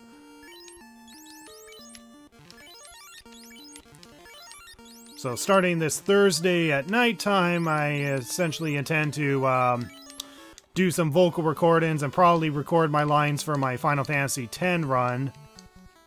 And yeah, let's hope the Stag Growth RNG works in your favor. Well, let's hope, because the RNG gods sure love screwing with me. I got 2 small questions about Final Fantasy X. I can ask them, hopefully not spoiler related. What are your 2 questions? I mean, I have played, I've played Final Fantasy X, more than once, so I'm definitely spoiler-free on Final Fantasy X. So if you have any questions, just ask away. And if it's too much of a spoiler, I'll let you know if it's too much of a spoiler, and I won't spoil it. Okay, that was my last Fire 3 spell, so after this battle, I'll go back to Pravoka to restock all my ammunition. So let's get rid of these trolls, and there we go. Alright, there we go. Good grind. Okay, so 9,000 and 1111 EXP for leveling up. So let's heal up.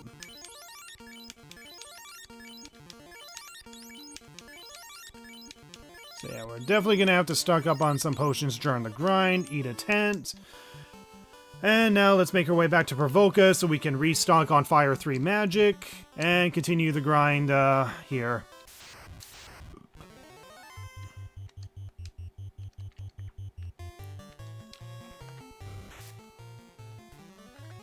I got a lucky stone for the spear grid. Should I use them if I come across them, or save them?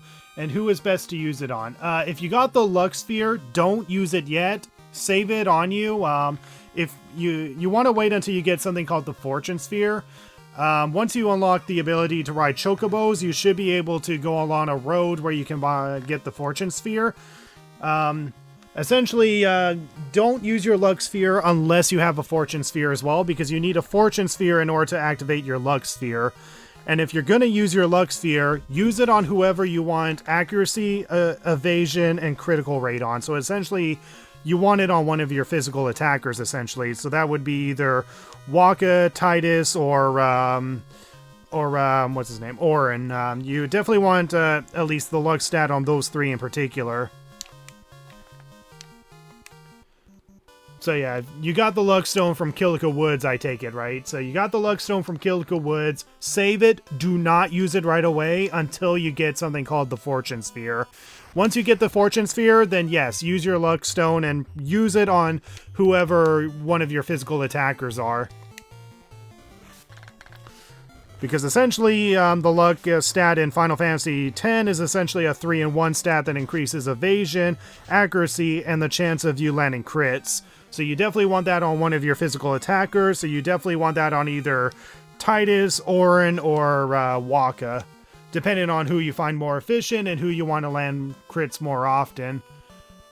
For my run in particular, I pretty much used that first luck sphere for Titus, because Titus is right now my most over-leveled character. It's definitely going to be situational, but I'll definitely say if save the luck sphere until you get something called a fortune sphere. Because once you plant down the luck sphere, it's stuck on your sphere grid, and if you're trying to move on the sphere grid, you're not going to be able to activate it until you get a fortune sphere. So, yeah. So yeah, now that you have the luck sphere, do not use it until you get the fortune sphere. Thankfully, the fortune sphere is not going to be too far away. You'll get it when you start riding on chocobos. Once you're able to ride on chocobos, you should be able to find a chest somewhere on Mihan High Road that contains the fortune sphere. Once you get this fortune sphere, then you can definitely use it up and get at least one of your luck stats to increase.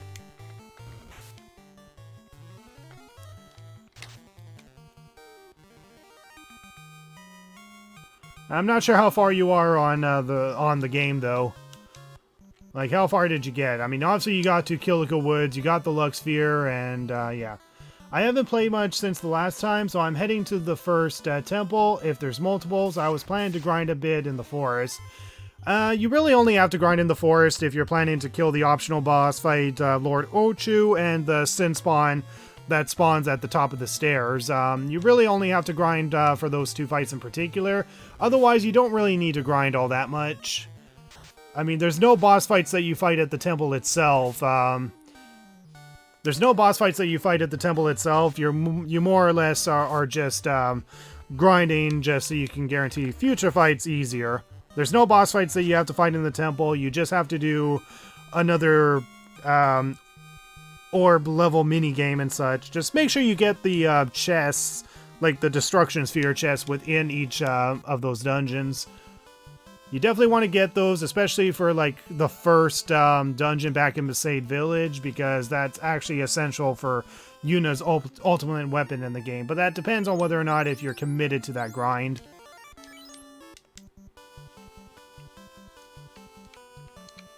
But yeah, don't worry too much about the temples themselves. You're safe inside the temples for the most part.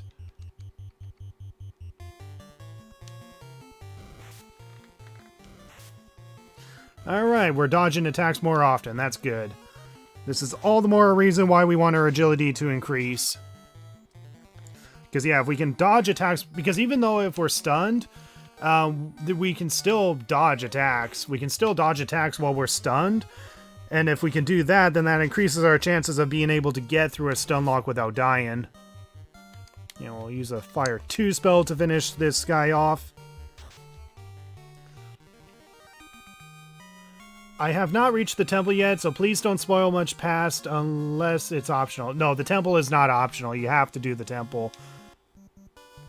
You have to do the temple, so no, it is optional, but you don't really have to worry about grinding too much. You only have to grind if you haven't defeated the boss fights that are already in the Kilika Woods. So Lord Ochu, who is an optional fight, and a Sin Spawn that spawns on the top of the stairs before the temple. As long as you beat those 2 fights, then you don't really have any other fights to worry about until much, much later.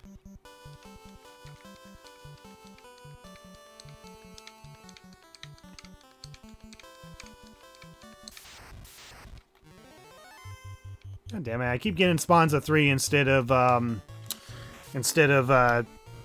4. I meant optional stuff after it. Yeah, there is going to be some optional stuff after that is not going to be as essential, but you are mandated to get at least 5 Aeons, and there's 8 of them in the game. There's 8 Aeons in the game, but the last 3 are optional. You're only mandated to get 5 Aeons, but it's part of the story progression, so yeah. How do I survive more than 1 turn against a Dark Aeon? You'll have to do research yourself. There are ways to cheese it, particularly with another Aeon that you can get, or one of the optional Aeons. In fact, it was actually mandatory for me to do so because I had to get the Destruction Sphere chest from Besaid Village that I completely missed for whatever reason on my playthrough. But yeah, you definitely want to make sure you get the Destruction Sphere chest in every single temple you go to, especially Besaid and what were the other temples? It was like the Besaid Temple, the 4th temple, I think the 5th temple as well, I forget, but you definitely want to make sure you get the Destruction Spheres from those temples. Not only will you get a good amount of armor or weapons from getting it at that point of the game, but getting all the Destruction Sphere chests is essential if you want to get Yuna's ultimate weapon. Yo, Jimbo, my Cheese Cane. Yeah, that's who I'm talking about. The Cheese Cane of cheesing past the optional boss fights. Okay, so now we have 2,826 EXP left to level up. So I guess one more harmless grind on the Peninsula Power should be good enough to get us within the EXP threshold. I said harmless encounter to get us within the EXP threshold. But yeah, since you have the Luck Sphere, do not use the Luck Sphere until you get something called a Fortune Sphere. Once you get a Fortune Sphere, then you can use that Luck Sphere. Because unfortunately, Luck Spheres and Fortune Spheres are super, super rare to get in the game. Yeah, this encounter is going to level me up.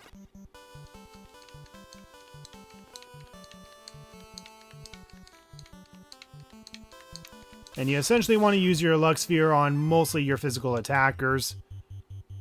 Actually, shoot, no, these guys are going to level me up.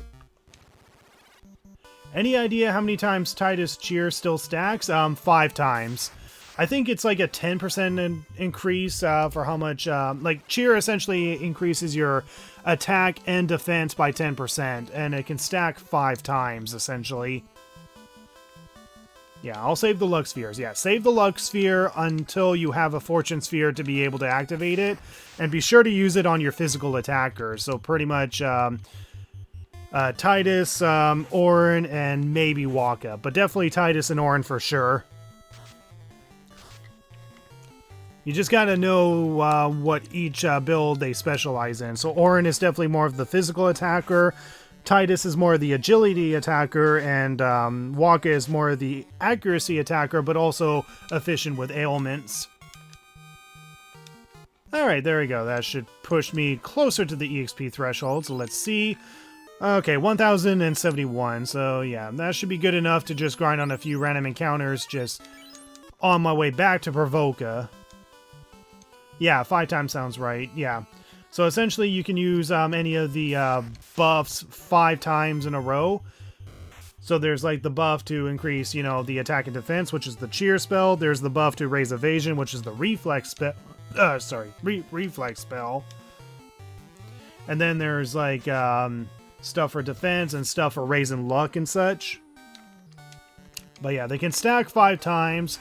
You probably don't need to stack it 5 times. It's definitely more situational, but yeah, you can use Tidus's Cheer ability 5 times. So it stacks 5 times, and it increases your attack and defense by 10%. And I think it's physical defense and physical attack, not magical attack and magical defense. Because yeah, there is a difference between magical defense and magical and just normal defense. Normal defense is more or less for physical, and magical defense is for magic. And the important thing to keep in mind is that when you increase your evasion rate, the evasion only works with physical attacks. Magical attacks are 100% guaranteed to hit regardless of how high your evasion is. Yeah, I got Waka with Silence and Blind skill, I think. That's good. And you definitely want to get Waka with the Dark spell, because the Dark spell is gonna severely decrease the chances of enemies hitting you physically. But yeah, once you get the Dark spell is definitely going to be your OP ailment to go to, because it severely reduces the chances of enemies attacking you physically.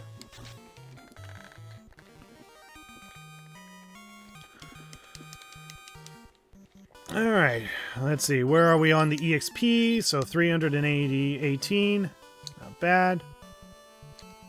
So we're going to save in Provoca, grind towards the EXP threshold, and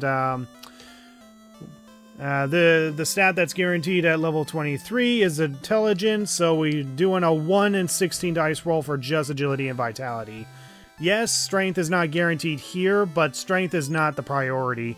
We want to grind just for Agility and Vitality, but if we happen to get Strength, Agility, and Vitality, then that's even better.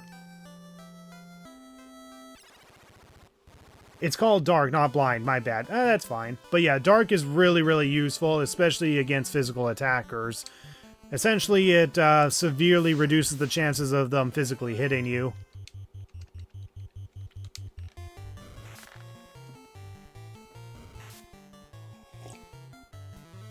So yeah, unfortunately, we're going to need to grind more. Definitely going to grind more than 300 HP for sure. And I think the maximum HP a Black Mage can hold up to is like 500 something, if I remember correctly. Well, regardless of the number, we definitely got to grind for it. Speaking of grind, I should probably at least stock up on more potions and tents. Yeah, stock up on more potions and tents and then save at the end. But yeah, the Dark spell is really, really good. I mean, right now you'll start off with the simple Dark spell, but then you'll get something called Dark Buster, and Dark Buster pretty much near guarantees a chance of the ailment landing unless the enemy is immune to said ailment. But yeah, the Dark ailment is definitely super useful if you want to avoid taking damage, especially physical damage. So you want to use it on physical attackers, not magical attackers, because unfortunately magical attackers are 100% guaranteed to hit you, since evasion in Final Fantasy does not affect your chances of dodging magic. If it's magical damage, you're 100% guaranteed to get hit by it. What's the furthest you reached in this challenge so far? Well, definitely past where you are for sure. I've already learned Yuna's second Aeon. I did the first and only mandatory Blitzball tournament. And if you're wondering if there's a point of winning it, you really don't have to win it. The only point of winning the Blitzball tournament is for one strength sphere, which is really just +4 strength, but you can live without it. So I just recommend just playing through Blitzball for the story, because trust me when I say the game does a severe bad job of making a good first impression when it comes to Blitzball. So don't worry about winning the Blitzball tournament. If you can, awesome. I'd be surprised if you can get it on your first try, considering how severely hard it is.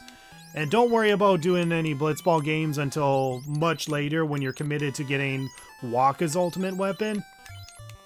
Yeah. Oh, what? Oh, I meant in this Final Fantasy 1 challenge? Oh, okay. Well, we tried doing the Earth Cave. But unfortunately we just kept getting stun locked by the Spectres and Geists. So the Geists and Spectres just kept stun locking me as I'm making progress through the dungeon. So unfortunately the only reason we're grinding is not for the chance of us beating the Fiend, but just because of the enemies stun locking us in the goddamn dungeon. Like, we got to the 4th floor, you know, past the point where we have to use the rod on the plate, but unfortunately I haven't been able to make any more progress because of the Geists and Spectres keep stunning me before I have a chance to. They just completely stun lock me, and I'm just stuck in a loop of just taking damage, and unfortunately I'm just not able to act before they just stun me again. So the plan is to grind more, so that way we have at least a chance of being able to get through them. Now, I don't know if they have a chance of running away if I'm too over-leveled. Actually, let me look that up. Let me actually look that up, because if they have a chance of running away, then that might actually be a possible way of getting through the Spectres fast. So let me just see. Earth Cave, Final Fantasy NES. Okay, so we're gonna save, and then we're gonna grind within the EXP threshold. So let me just see. So Earth Cave, where's the set encounters? Okay,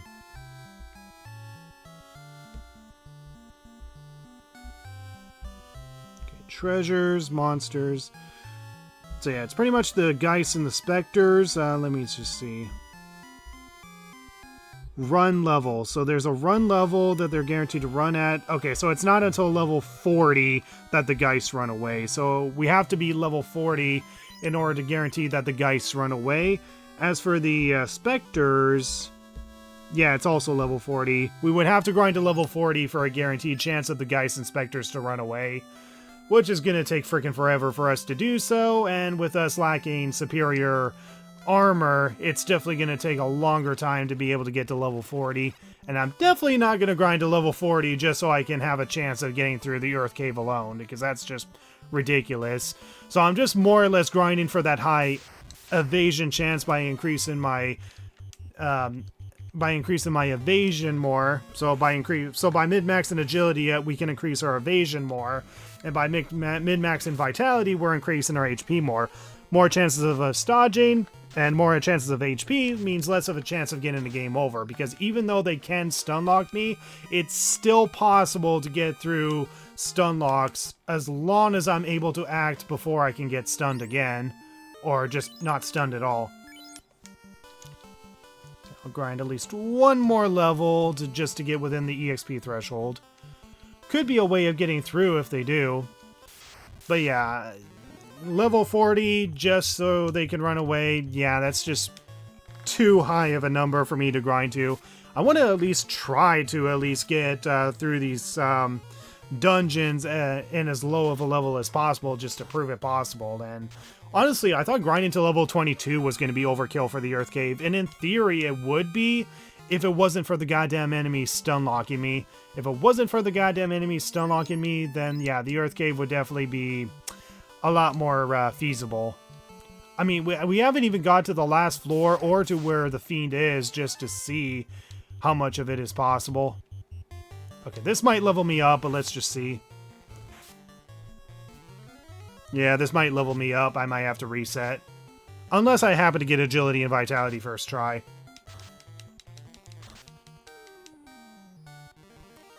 Okay, that one ran away and didn't die. Yeah, I leveled up. Shoot. Yeah, didn't even get either stat, so I have to reset.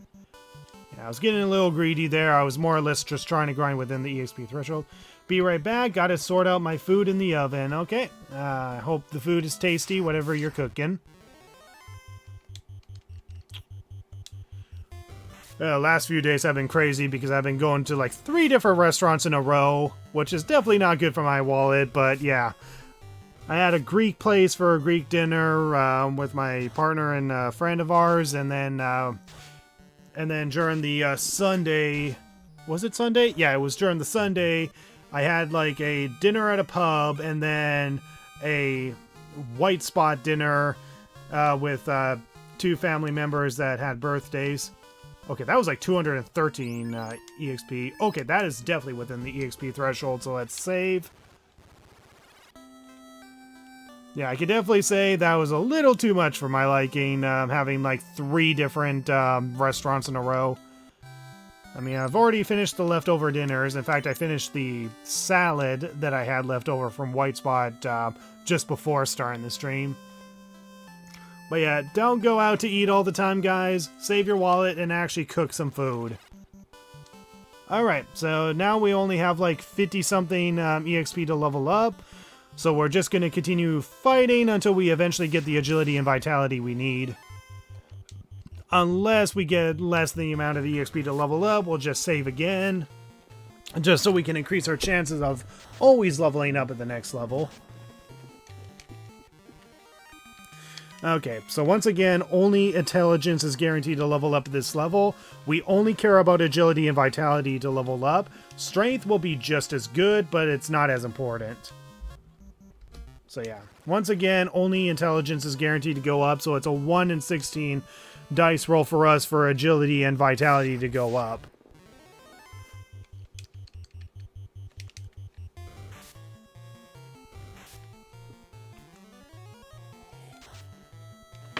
But yeah, I was really hoping to get through the Earth Cave within the stream, but unfortunately not.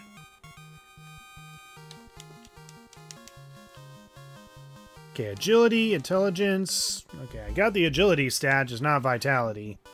Again, strength does not matter as much, but if I do happen to get strength alongside agility and vitality, that's even better, but I'm just concerned about agility and vitality. Agility for a higher chance of dodging, and vitality for a higher HP. Because yeah, even though at certain levels we're guaranteed for a random chance of how much HP goes up, vitality at least always guarantees that HP is going to go up no matter what. Oh, this wolf survived. And it ran away. Coward. Got vitality in that roll, but no, I need agility and vitality. So yeah, I don't know how many more levels I'm going to grind for. I mean, hold on, let me just recheck my cheat sheet again. Okay, I have like 3 different tabs open. One tab for the map, one tab for looking at the enemies within the Earth Cave dungeon, and then of course the tab for the cheat sheet on my black mage character. So once again, intelligence is guaranteed. We're mid-maxing for agility and vitality. Thankfully, at level 24, agility and vitality are guaranteed, so we only need to mid-max strength for the next level up. Okay, so yeah, at level 23 and 24, the amount of times we can use the Lit 3 and Fire 3 spell are the same, but we can increase the amount of times we can use the Lit 3 spell by level 25. So maybe level 25 might be the new max we'll go for. So I'm probably going to grind to like level 25, so yeah. We're grinding to level 23, level 24, and then level 25. So I think that's pretty much how the grind is going to go. I'm back. Sweet. I hope your food in the oven is pretty good. Yeah, massively decrease the amount of fast food I buy and eat. Trying to get more healthy and exercise more. It's tough, but I'm determined to do it. Well, it's definitely a better lifestyle than just relying on fast food all the time. I mean, I'm trying to rely less on fast food. I mean, one of my lunch options recently has been like getting sandwiches that at least it's more on the healthier side because we have a sandwich shop in our town. But yeah, it's like $20 every single time I go there, which is definitely very pricey. Okay, agility, intelligence. Oh, we finally got it. Okay, 1 in 16 dice roll. We finally got it. Frick yes. Did you and your partner watch the new Mario movie on Sunday? Yep, we did. And yeah, it actually was on Sunday that we watched it. Because yeah, we went out. I watched him do some bowling. And he completely sucked at it, by the way, but he still did good. I love him for it. And yeah, we had a pub. We went to a pub to have some breakfast, and then after that, we went to watch the new Mario movie, the Super Mario Galaxy movie. And is the hate justified on it? Criticism is definitely justified on it. There's definitely problems with it, but honestly, I found it very entertaining. I personally found the new Mario movie very entertaining. Like, I found the first one entertaining as well, and the second movie I thought was still very entertaining. It was still very entertaining, but that also could be because I'm a Mario fan, and, well, I already really love the characters and all that, and, ugh, God, even back here, the guys are haunting me. But yeah, it's a good movie. It's a good, fun movie. It's very entertaining. I absolutely loved, you know, the characters. Yoshi is incredibly cute and whatever. I know some of my furry friends are absolutely all huffy over Fox McCloud existed in that movie, and yeah, Fox McCloud is a fine character, but he's more or less just the pilot in the movie, so he's not really that essential, to be honest. But yeah, the Mario Galaxy movie I definitely really enjoyed. I definitely really enjoyed it. I definitely look forward to seeing more of what the Mario universe in that universe has to offer. I greatly enjoyed the movie. I definitely recommend it. So yeah. Everyone I know who saw it said it was fun too. Yeah, it's a fun movie. It definitely has problems. There's definitely lackluster elements for sure, but it's definitely entertaining. It's definitely an entertaining movie, and the hate that it's getting, in my opinion, is definitely over-exaggerated. Criticism deserved, but definitely over-exaggerated. There are definitely issues that I have with the movie for sure, but it's fun and entertaining, and that's what matters to me more. It's fun and entertaining, and it was worth my money. The movie never got my interest, so probably never will watch it. Well, I mean, it depends on what you think of the first movie. I mean, the first movie, in my opinion, is still a really fun movie. It's still a really fun movie. It definitely has its problems too, more particularly the pacing of the story or the lack of certain characters and such, but it does dive into a few elements a little deeper. Like, it does actually surprisingly... Actually, no, I shouldn't say anymore because it'll be a spoiler. I probably shouldn't say anymore, but I'll definitely say the one moment that will get people mixed is what they do with Rosalina's character.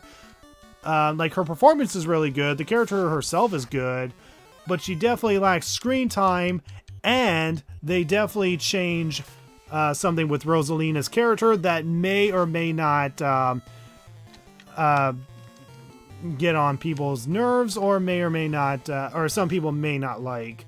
And honestly, I don't know what to think of this change that they made with Rosalina's character, because they definitely change her backstory a bit.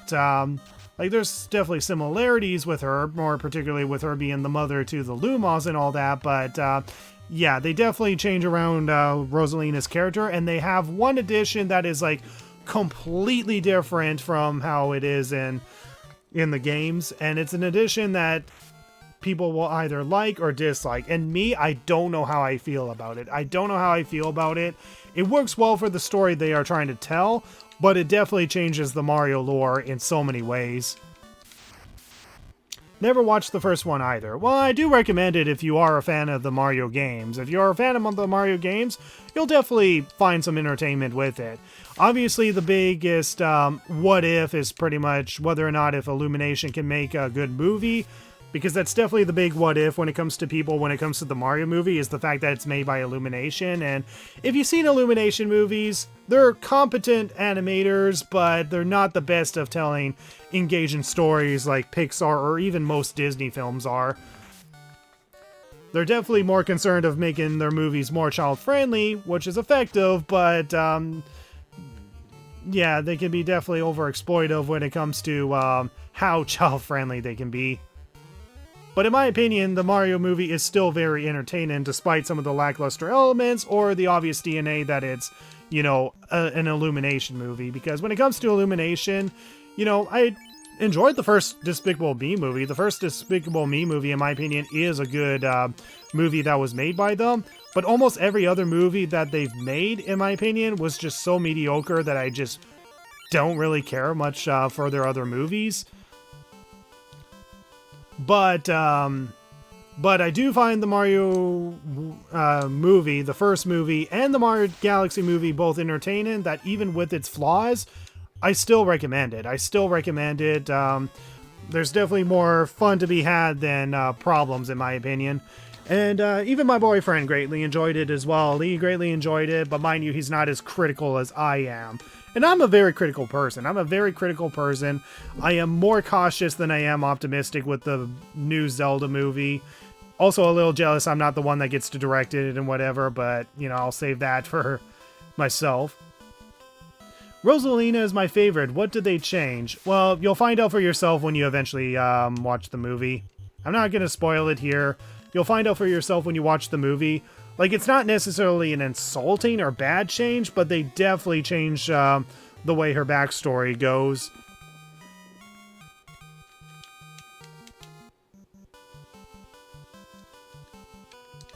Alright, so let's just see where I am in terms of levels. Okay, I still have, like, lots of levels to go. So yeah, now we're at a point where we have to gain so many encounters with with the Peninsula Power in order to level up.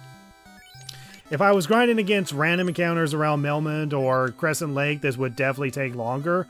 But thanks to the Peninsula Power in particular, we're definitely gaining experience at a faster rate. But yeah, Rosalina is definitely not a bad character. She's not a bad character. They don't do anything that I think is insulting to the character or anything. It's just the one lore change might not necessarily turn people off, but definitely give people a first, wait, what? When first watching it. Like, I remember when I was telling my boyfriend after we finished watching it, like, yeah, so they definitely changed Rosalina's story because blank is not blank, blank, blank, blank. Again, I'm trying to avoid spoilers. And then he was like, yeah, I just noticed you going literally what when they said that fact and whatever. Because it's a fact that they was not in the games, and they definitely changed the backstory around. And it's not bad, it's just they definitely changed the Mario lore, essentially. But then again, the movies themselves have already changed the Mario lore, and still does it well, in my opinion. Like, for one, you know, Mario and Luigi were delivered by storks, and, you know, Kamek kidnapped Luigi, but not Mario, and Mario was rescued by Yoshi, and then we had the events of Yoshi's Island. That is considered non-canonical now. That event never happened. They were raised in Brooklyn in this new version, and that's pretty much how it is. And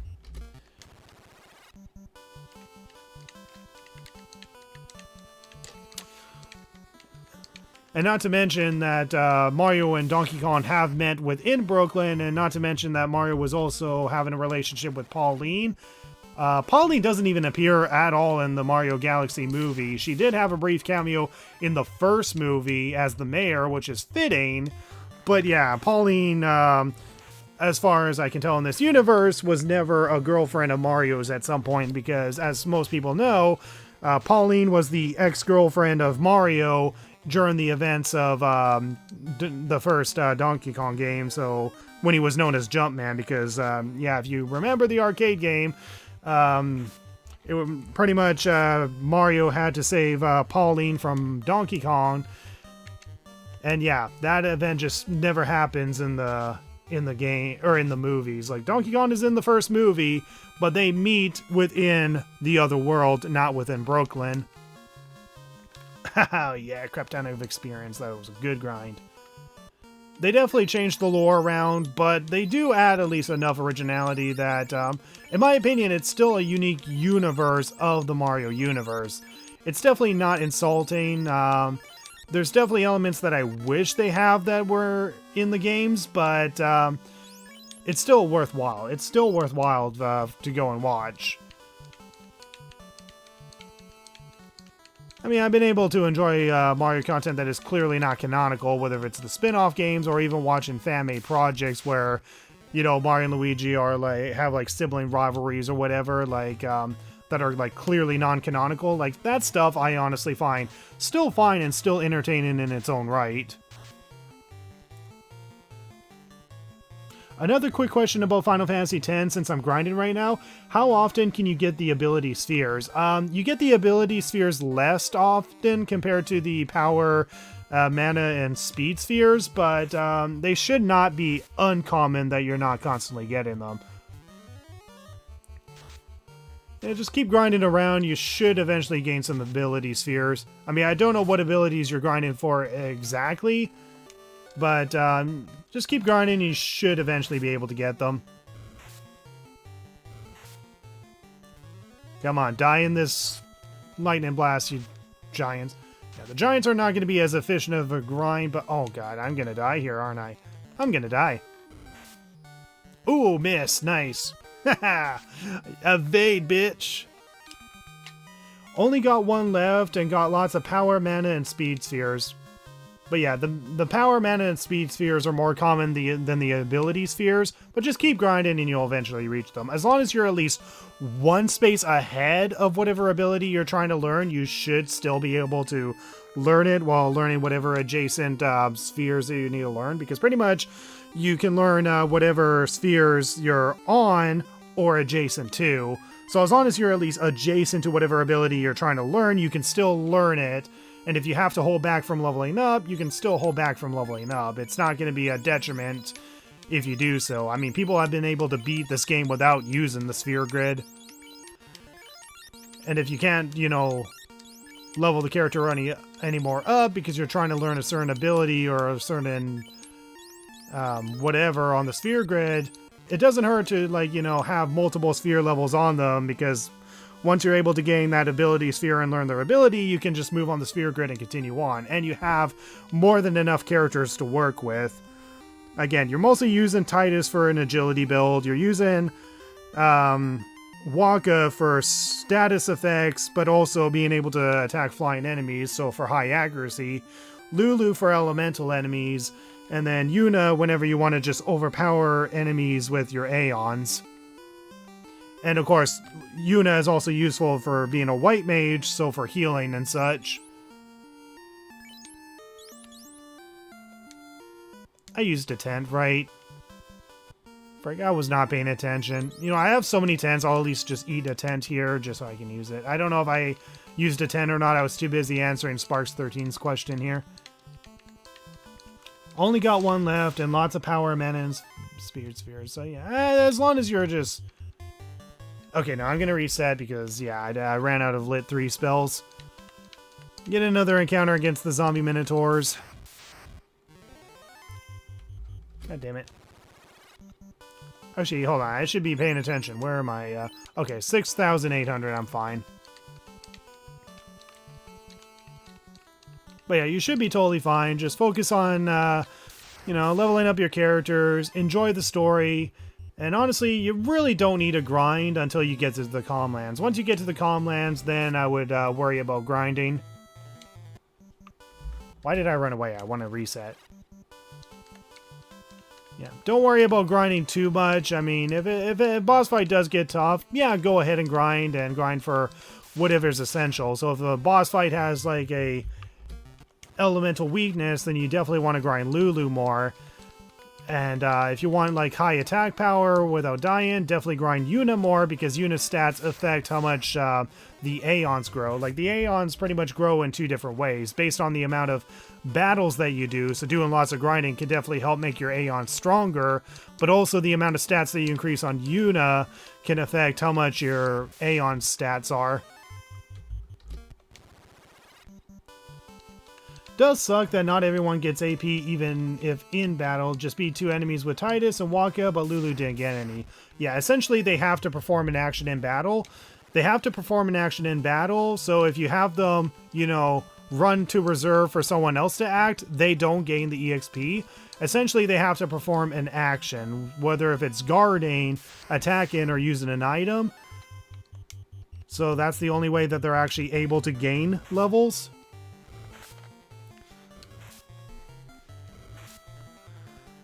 So yeah, you essentially just want them to perform an action, and if you're able to like swap, you know, party members out who have already acted with another party member, you definitely want to do that. Just continuously swap party members out so you can have other party members just perform a simple action.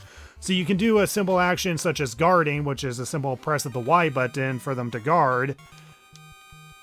And you know, that's enough for them to at least gain some experience, and yeah. But yeah, if you're able to like have like multiple characters act within the same battle, that's actually essential for leveling up. If you can't get multiple characters to level up, that's totally fine. It's not a big detriment. I'll definitely say you'll definitely want to level up most of the characters, but don't worry about leveling up Kimahri. You don't have to level up Kimahri as much, but if you're still able to get levels on him, then that'll be useful, because he's useful more as a backup than he is as an efficient fighter. Alright, let's burn these guys to the ground because they're the bane of my existence, and one of them did not die because, of course.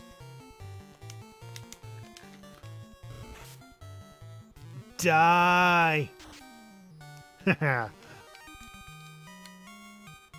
Oh, I didn't know about the block. Yeah, there's a dedicated block option. You just press the Y button or triangle button, depending on what version you're playing on.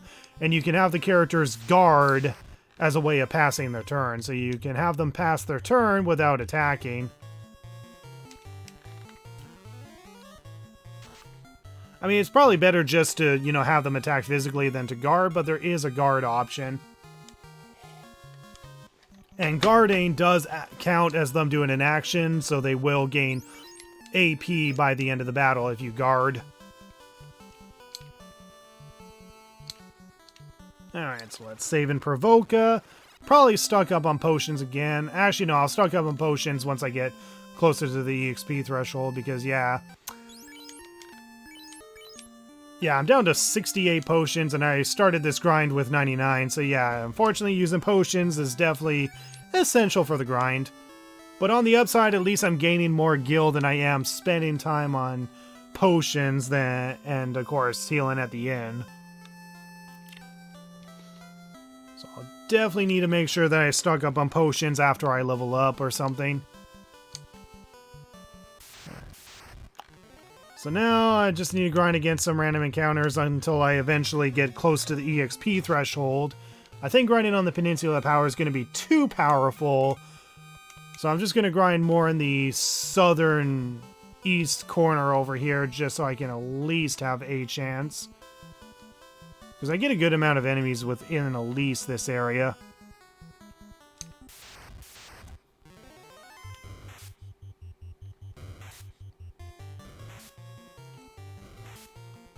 But yeah, as long as they're performing a action in battle, whether if it's attacking, using an item, or guarding, they will gain EXP. Because yeah, I've definitely had moments where only Yuna levels up because I pretty much just, you know, obliterate the enemies with my Aeons and whatever, but if you do that, then only Yuna is leveling up. That's definitely the one downside with using Aeons, is that if you're not using your other party members, then they're not gaining AP.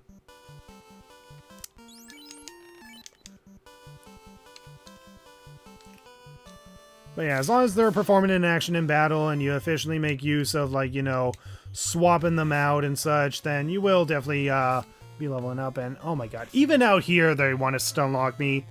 Sons of bitches. Well, at least there's less of them, so I have a chance of being unstunned. Ugh, God, I hate these geists.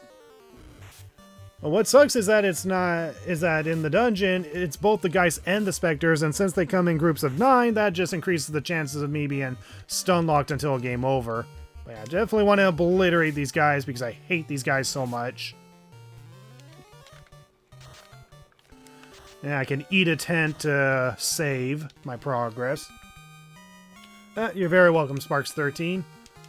I mean, don't hesitate to ask if it's non-spoiler related. I don't want to spoil anything spoiler related because it's definitely a really great story, Final Fantasy X. I definitely played it at a good time in my life because around the time I started playing it, the cat that I had at the time named Diamond passed away, and let's just say I was in a very, very depressive state after my cat passed away.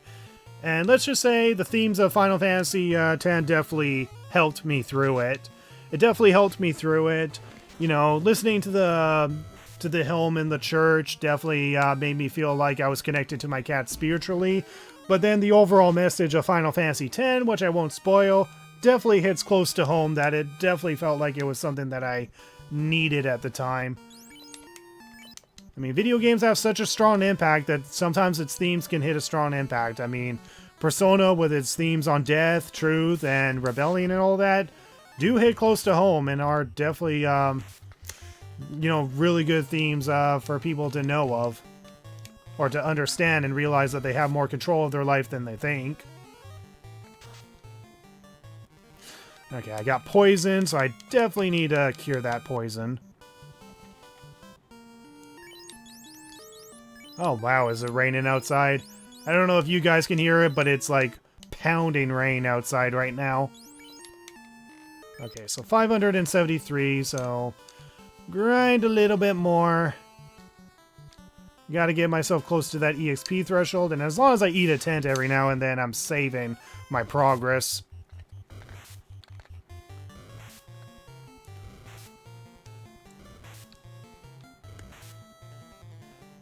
But yeah, essentially, don't be afraid to, you know, overgrind. You'll do fine in the early game.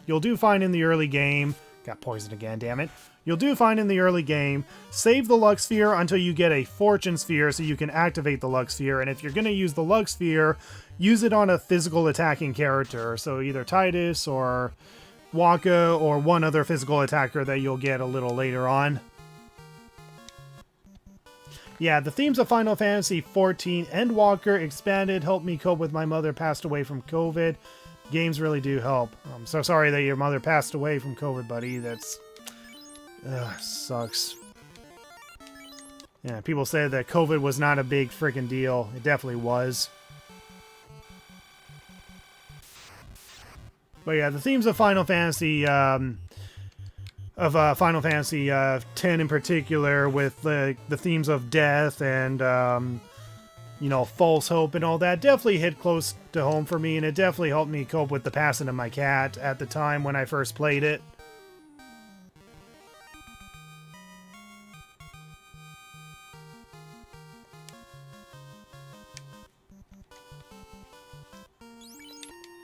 Okay, we're at 84, which means we're getting close to the EXP threshold. In fact, I should probably eat a tent, just in case another battle levels me up.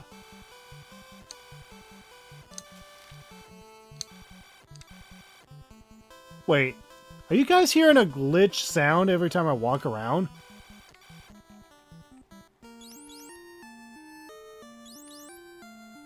Oh, wait, hold on. That's me being poisoned. Okay. I was like, oh god, did the game glitch or something? No, it's because I'm poisoned. Yeah, that's what that sound was. It's because I was poisoned. Okay, run from this battle because this battle will level me up if I grind against it.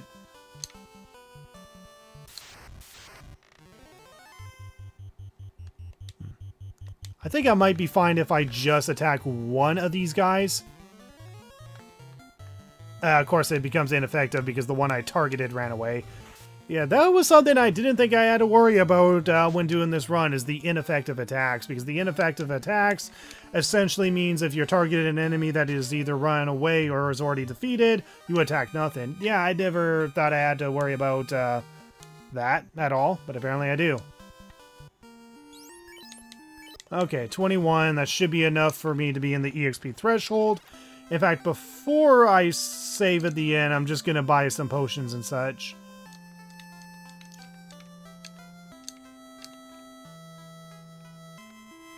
Yeah, I definitely caught COVID at least 3 times. At least 3 times, and yeah, it's definitely not fun to deal with at all. COVID is definitely real. It's definitely not a hoax. And it's not fun to deal with, and as somebody who had asthma problems in the past, it was definitely very concerning, so I'm definitely someone who took the shots to, well, survive it.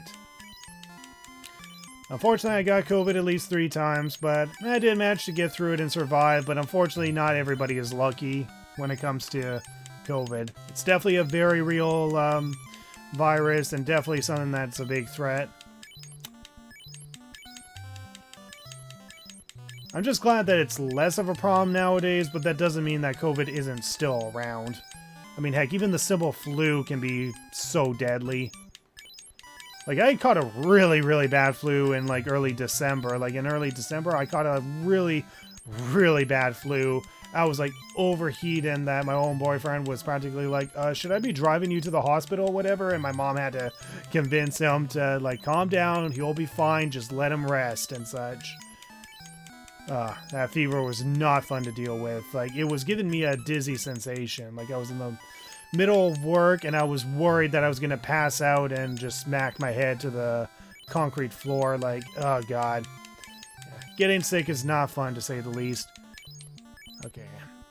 There we go. We'll grab a few more tents, and maybe a few more pures, considering we used some pures.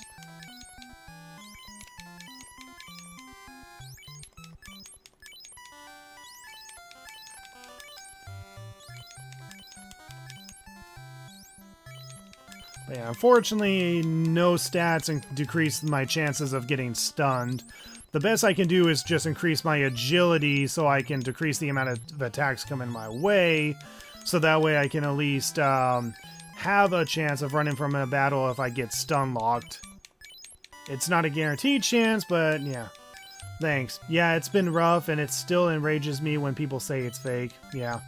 It's definitely not fake. I definitely caught the COVID at least 3 times myself. And yeah, it's not fun to deal with. It's definitely very real. I took in, you know, the 2 shots, the Pfizer, I think that's what it's called, vaccine. Yeah.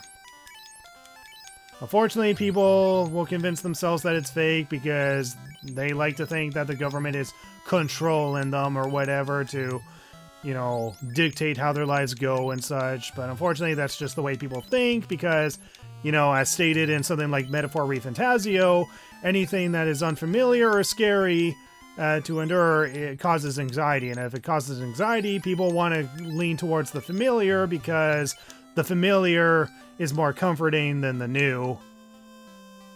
And obviously COVID is not going to be comforting regardless of whether or not if it's seriously affected you or not, but yeah. But yeah, my deepest condolences for the passing of your mother.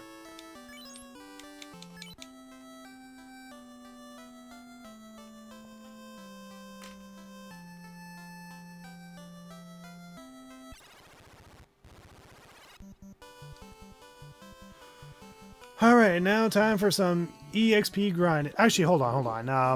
Let me just check. Okay, so the next level is 24. Now, if I remember correctly, level 24, agility and vitality are 100% guaranteed. So it's just going to be a 1 and 4 grind for strength. So as long as I get the strength stat, then I got all 3 stats. So a strength, agility, and vitality. So agility and vitality are guaranteed at this level up. I just need to grind for the... I just need to grind to make sure I get strength onto my black mage.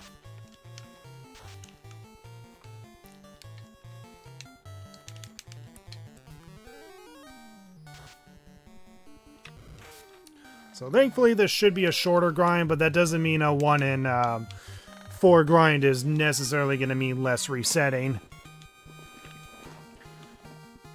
Okay, agility, intelligence, vitality, yep. So as I said, agility and vitality are guaranteed. It's just the strength stat that needs to level up.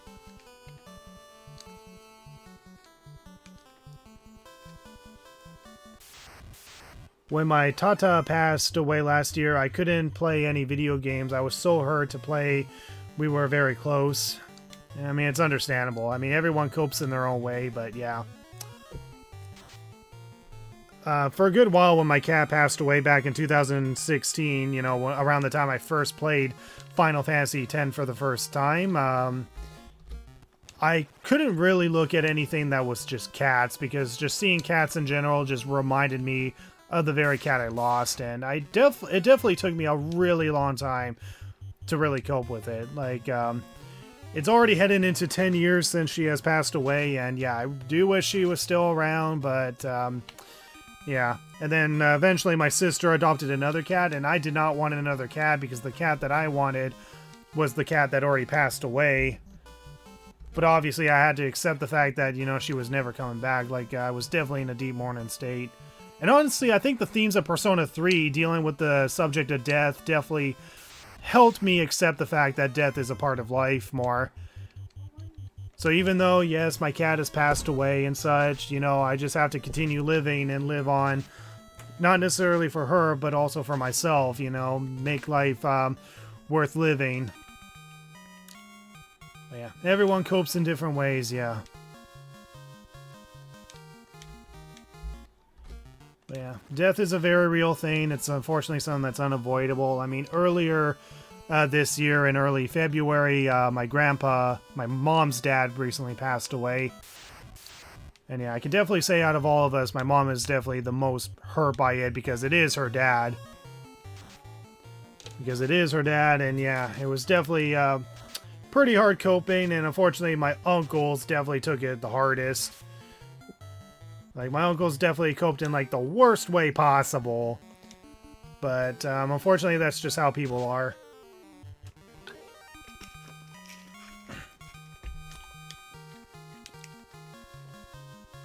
Okay, still no strain, so once again, even though this is a 1 in 4 chance, there's still a chance we have to do a lot of resetting.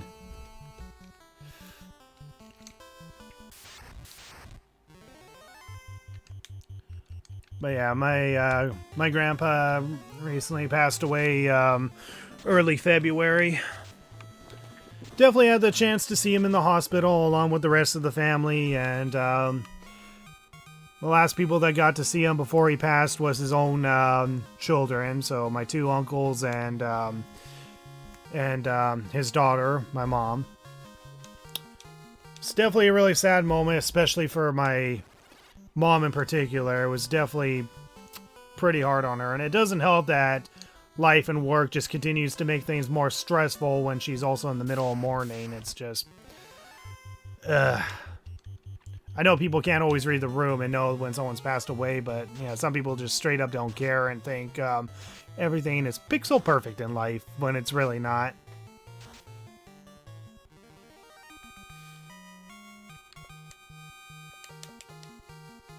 Alright, there we go. We finally got the strength stat to go up, and we're at 298 points. So yeah, I think once we grind to level 25, we'll be over 300, which means we'll be definitely ready for the ice cave. Okay, so let's save, and we're going to continue grinding to level 25. And I don't know if level 25 is going to be more than enough. It probably won't be. But, you know, every little bit helps. So let's save. And I think I already stocked up to 99 potions, so, yeah, I already stocked up to 99 potions. In fact, I think I bought a crap ton of tents as well. Oh, 94 tents. Yeah, I bought more than enough tents. But even with the crap ton of tents, I definitely need a lot of tents anyway for the rest of the game. I mean, yeah, cabins heal more, but it costs more money, so it's just more ideal to have a lot of tents. Only use cabins if I absolutely need to use it. I want to defeat this guy just to... Yeah, let's not get greedy and just run. Let's not get greedy and run. I want to save my Fire 3 spells for the zombie minotaurs. Okay, so now we're at a point where we need more than 20,000, so 22,000 EXP just to get to the next level. So yeah, we're at a point where it's gonna require so many battles just to level up, and god damn it, you better not stun lock me. Oh my god, are you serious right now? I'm just gonna reset. Yeah, these Geist and Spectres are seriously pissing me off. But yeah, even with our higher than usual agility and higher than usual HP, that doesn't mean we're gonna breeze through these fights easily. In fact, if we have to grind more just to make, you know, running from battles more guaranteed with these stun locks, then I have to do that.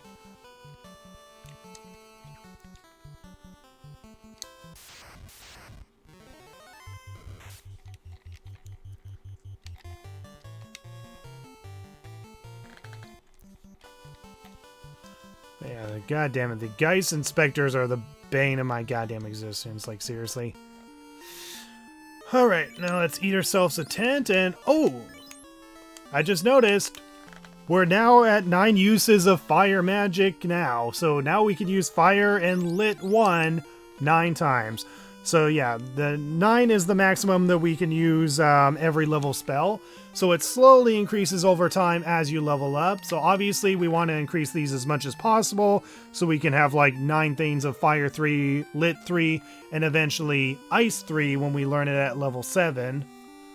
But yeah, if we can get like, you know, 9 uses of Fire 3, Lit 3, and Ice 3, that will definitely really help a lot with getting through the final dungeons. And we're going to be grinding to level 50 anyway for the final dungeon. Okay, not the numbers I want, but I'm still going to go for it. Oh my god, seriously? That was like a low amount of damage. That was like less than 100 damage for a Fire 3 spell. Are you serious?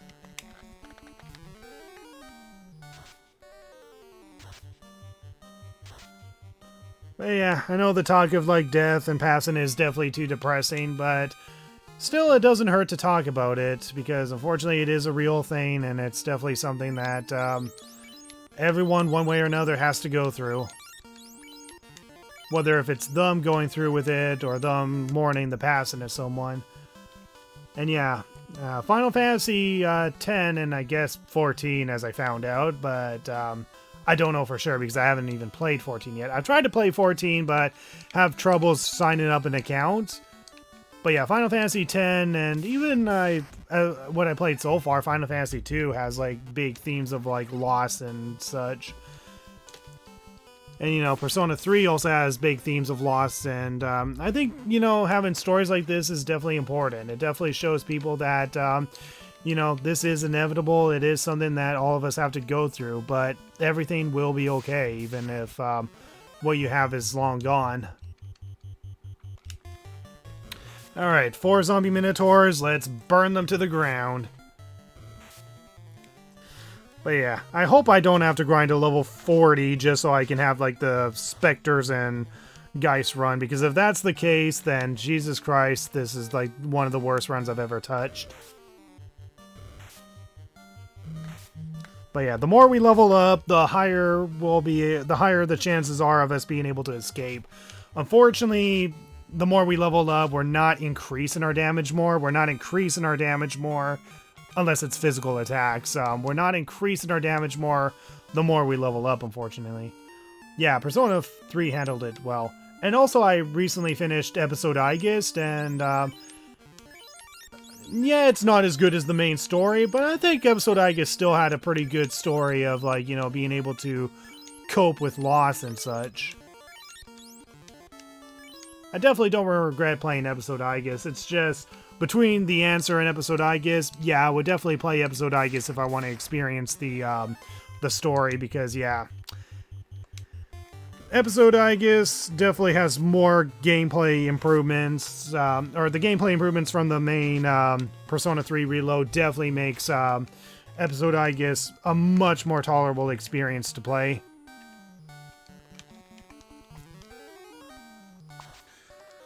So yeah, from now on, if I want to experience The Answer, I just play Episode Aegis, because at least I can have a Persona Compendium.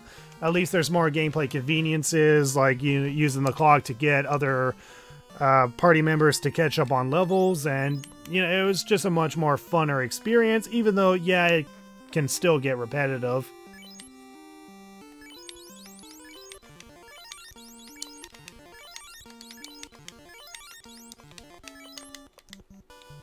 Actually, I'm out of Fire 3 spells, aren't I?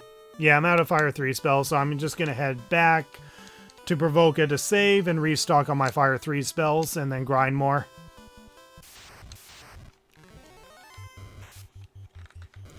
And while I'm at it, I might as well defeat some of the enemies on the way, even though they are severely weak enemies.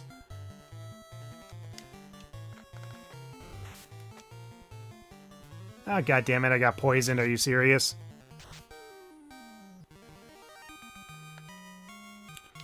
But yeah, I think Persona 3 in particular definitely helped with me when it comes to the whole idea of like death and such.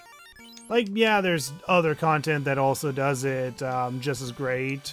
Again, Final Fantasy X does it great, Persona 3 does it great, even Harry Potter does it great at some moments, even though, yeah, there is definitely the cop-out of being able to see your loved ones with the Resurrection Stone, but still, I think Harry Potter did do it great as well. Yeah, Persona 3 real quality life improvements really helped Episode Aegis. Yeah, that's definitely what improved the experience of getting through The Answer for me, is the Persona 3 Reload. Without it, it definitely would have been a more painful experience.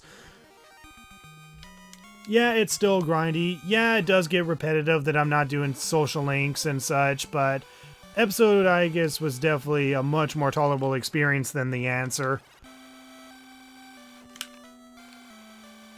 Oh shoot, I'm poisoned. I was like, shit, what is that sound? Am I glitched again? Oh, wait, no, I'm poisoned. Well, it doesn't matter. I'm gonna heal anyway. I'm gonna heal to full just as long as I get the poison off me. My internet died the last 20 minutes. What did I miss? Pretty much just grinding a lot. We're just grinding a lot. I'm just saving so I can restock back up on my Fire 5 spells and then continue on, or Fire 3 spells, so I can continue with the Peninsula power grinding. So right now our new goal is to get to level 25. We're right now level 24. We still got some EXP to level up till we can get to level 25. Level 25, I'll be able to use an extra thing of Lightning 3. And hopefully with the extra stats, I should be able to get through the Earth Cave and get it done and over with. Because again, the main problem with the Earth Cave is them stun locking me. And I just wasted a Lit 3 spell on that, didn't I? Whatever. As long as I don't waste a Fire 3 spell. Because it's the Fire 3 spells that I need against the zombie minotaurs.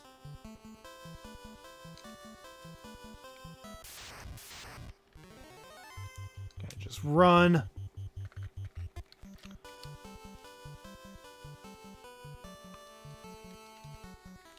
Okay, let's eat a tent. And let's continue grinding against some zombie minotaurs. I mean, giants will be a fine grind once I'm more endurable enough to fight them. But if I can waste my Fire 3 spells on the, well, zombie minotaurs, that's just more preferable. Okay, it's a group of 3, but it's better than nothing.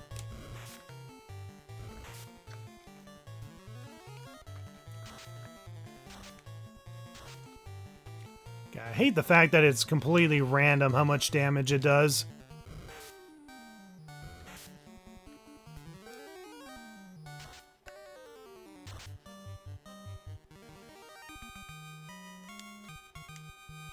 There we go. Da da da da da da da da. There we go. Let's heal up with potions and then eat another tent. Also, we do have a house. The house is actually really good because it actually, if I'm right, the house itself actually also restores MP as well. I could be wrong about that, but I think the house also restores MP. Damn it, I should have ate a tent, darn it. But I think I will save the house for when I eventually get, well, you know, more ammunition from my Fire 3 spell.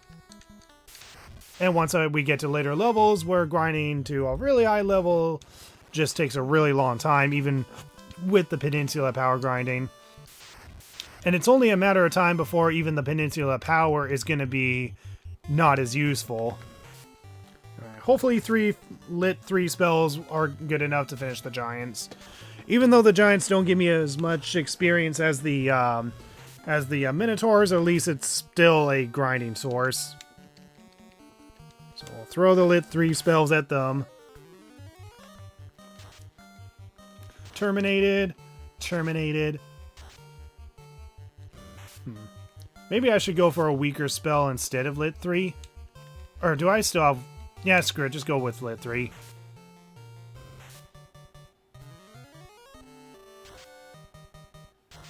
But yeah, you didn't really miss much when in terms of what progress we made. We pretty much just been gaining experience points and trying to min-max and such. Nothing really else you missed. Okay, definitely got to chug down a bunch of potions. Questionable whether or not if this is good for my Black Mage's health.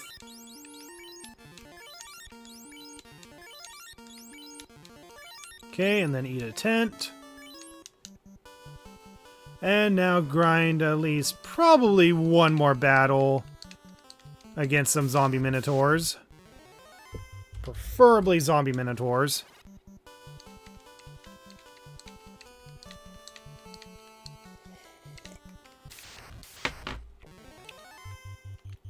Okay. Hopefully this gets me under the EXP threshold, so 3 Fire 3 magic should be enough to defeat all of them.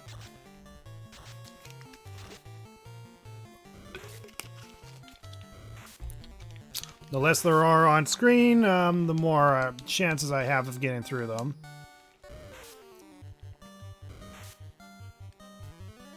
Come on, you only have 22 HP. Just kill them all in one shot. Good Black Mage. There we go. Alright, I should be close or within the EXP threshold now.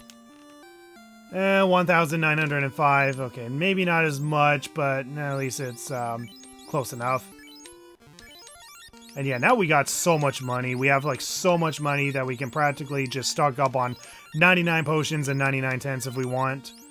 Though I probably shouldn't stock up on too many tents because I want to at least have enough money that I can at least buy the remaining spells in the game. Now, fortunately, gaining any more spells is not really going to help me with my Earth Cave visit. Oh, I had one Fire 3 spell left. Yeah, let's burn these guys down to the ground because screw them. Can you at least act before they act, Black Mage?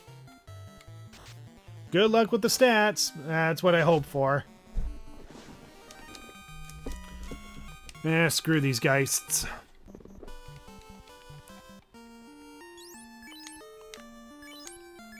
Alright, let's eat another tent just so we can save.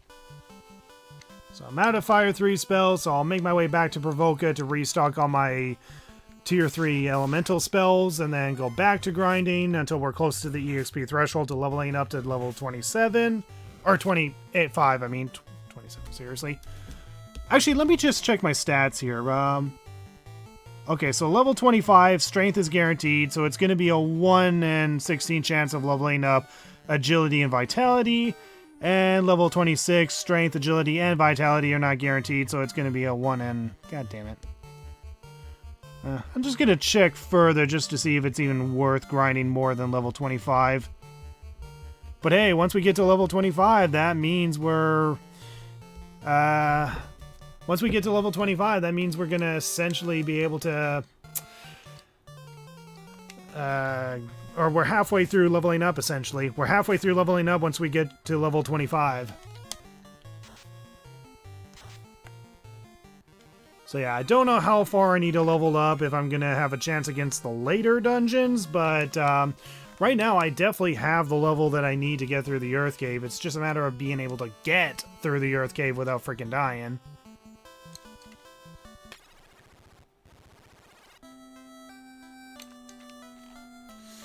Alright, before we save at the end, let me just stock up on potions.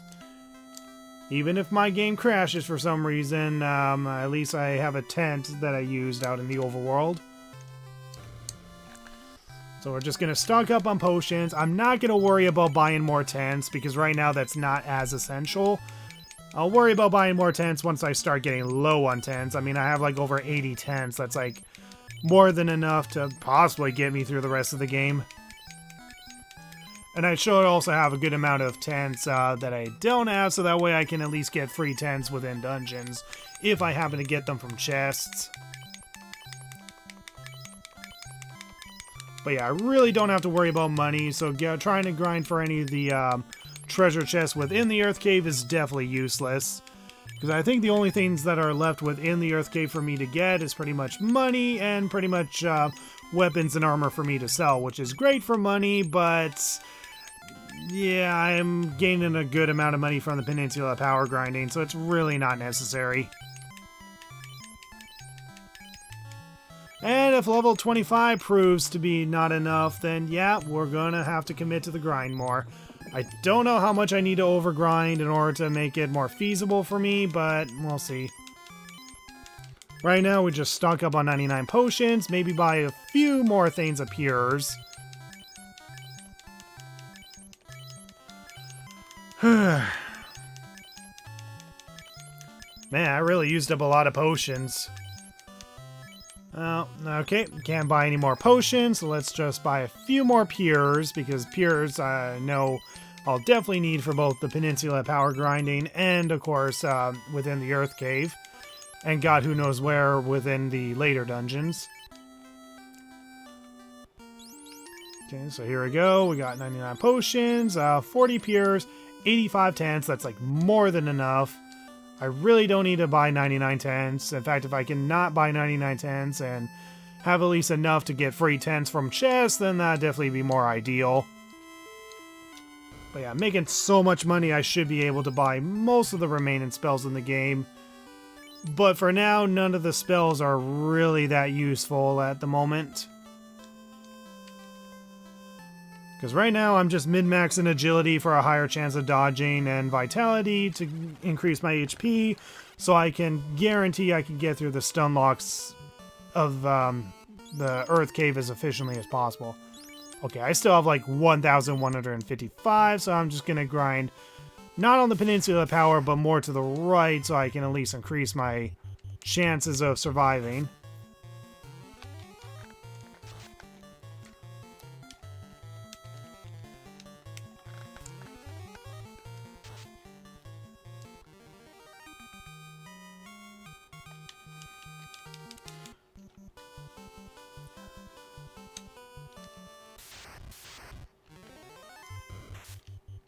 Oh, you stupid asshole Geist. Seriously? I mean, I guess we can see just how well I do against 2 of these things. I mean, again, I have to face 9 of these goddamn things between the Spectres or the Geists within the Earth Cave, and right now they're the reason why I can't really get through the Earth Cave in one shot. I mean, I can if I just keep reloading and hope I don't get random encounters with them, or get random encounters where I can just guarantee I run from them. But unfortunately, with the amount of coin flips that I have to do and the amount of random encounters I have to go through, it's just... yeah. I just got to, oh, hold on. Have to get up for work in 6 hours, so call it a night. Good luck with the grind and fights. Alright, you have a good night, Ryoko Freak. Feel free to watch the rest of the stream later whenever you want. I'm probably not going to stream another run of this game again until... sometime next week, at least after the weekend. I'm going to spend at least the next 2 days recording my Final Fantasy X run and saving my voice so that way I can do voice recording for my challenge run video itself for Final Fantasy X and Final Fantasy I. I'm essentially working on both runs simultaneously, and Jesus Christ, these stun locks are ridiculous. And I think what I'm going to do is actually release the Final Fantasy X run first before the Final Fantasy run, because I'm pretty sure even if I have, like, you know, fans of Final Fantasy, I'm pretty sure the majority favor or have at least played Final Fantasy X over Final Fantasy I. So I'm probably going to prioritize Final Fantasy X first and then release Final Fantasy I once I start gaining subscribers from my Final Fantasy X run. And once I gain, you know, subscribers for Final Fantasy, then that should hopefully guarantee that I get views for my Final Fantasy I run. And oh my god, this stun lock has been going on for a long time. Are you serious? Can you just not be paralyzed, please? Nits, seriously, they're just 2 Geists. It should not be that hard to get through them. Oh my god, even when it's just 2 Geists, I can just easily get stun locked into a game over. So yeah, this should just show you just how unprepared I am for being able to get through the Earth Cave.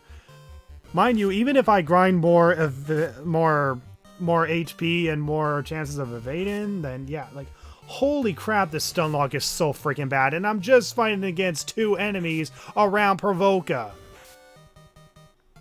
I just got 2 MP spheres from defeating Lord Ochu in the forest on the way to the temple. Should I save those 2?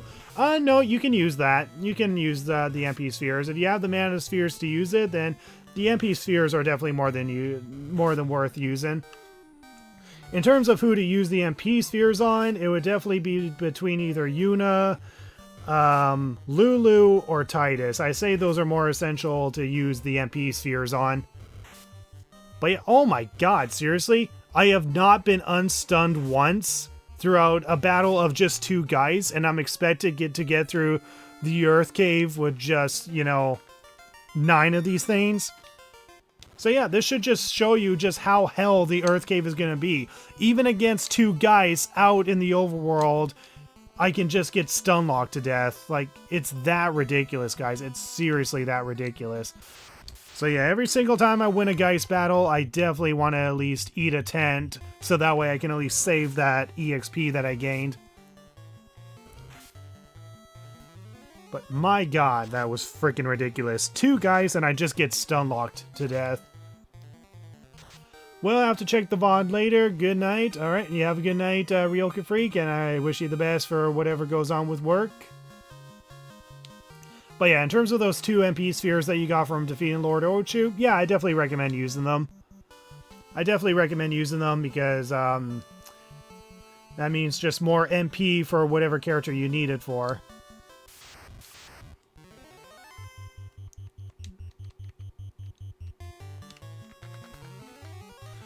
Now, in terms of who is more efficient to use it for, well, it's up to you. It's up to you on whose MP you use the most. I mean, obviously, you would use a lot of Lulu's MP in order to use her spells more often. Taking a little bit of damage, I'll eat a tent, I guess. So I'd probably recommend using the MP sphere on probably like Yuna, Lulu, or Titus the most. I guess Wakka would be the next best thing because of his ailment attack and spells, but I would definitely personally recommend at least Titus, Lulu, or Yuna when it comes to MP increasing.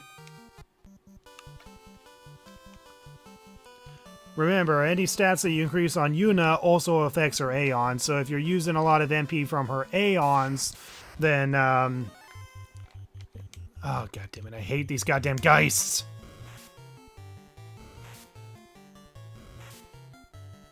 Okay, at least I survived 3 attacks from the Geist without getting paralyzed. Good.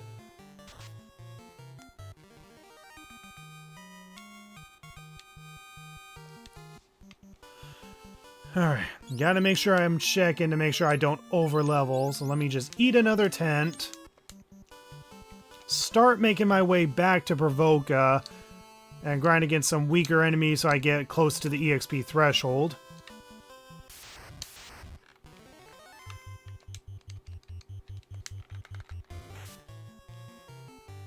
But yeah, unfortunately we're now getting too good that enemies are starting to run away from us.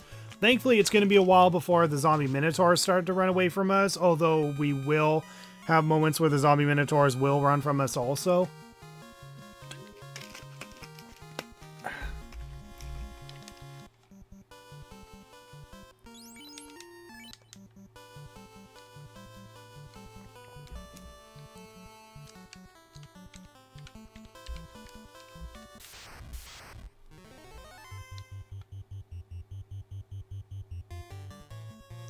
Sure, I forgot what EXP I was at. I probably shouldn't kill these ogres, but I'll just attack them anyway.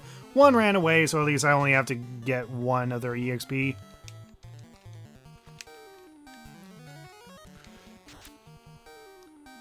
I really need to pay attention. Okay, I did not level up. Good. Okay, yeah, we're definitely within the EXP threshold, so let me just eat a tent out here. Save at the inn, and then grind for the EXP gain. Or grind for the level up. Okay, so the next level up is level 25, which is the level that I said I was going to guarantee myself to grind at. Level 25, strength is guaranteed, but agility and vitality is not. So it's going to be a 1 in 16 grind for agility and vitality. So strength is guaranteed no matter what. So it's just agility and vitality that we are min-maxing. And hopefully this is enough for me to get through the Earth Cave, but it probably isn't because of the goddamn enemies stun-locking me. And as we already saw, 2 enemies, or 2 guys, is enough to stun-lock me into a game over. Ugh. Problem is that the only way to negate the amount of stuns that I get is to get the ribbon, but I can't do that until I beat the Earth Cave for the canoe, and I can't get the canoe until I, well, beat the Earth Cave, and then once I have the canoe, I have to do the Ice Cave, and then once I do the Ice Cave, then I'll have enough to be able to, well, get the airship and then get the ribbon from the Waterfall Cave. Once I get the ribbon from the Waterfall Cave, the rest of the run should not necessarily be easier, but definitely more doable. Unfortunately, there's no way to get the ribbon without getting the airship first.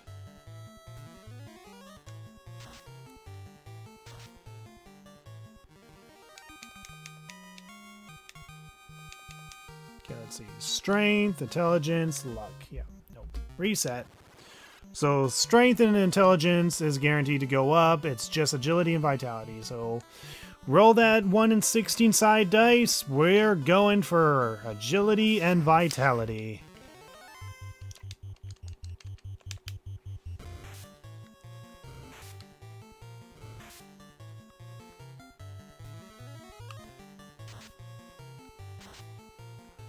Unfortunately, enemies are guaranteed to run from or some enemies are guaranteed to run from us, but it is what it is. Strength, nope.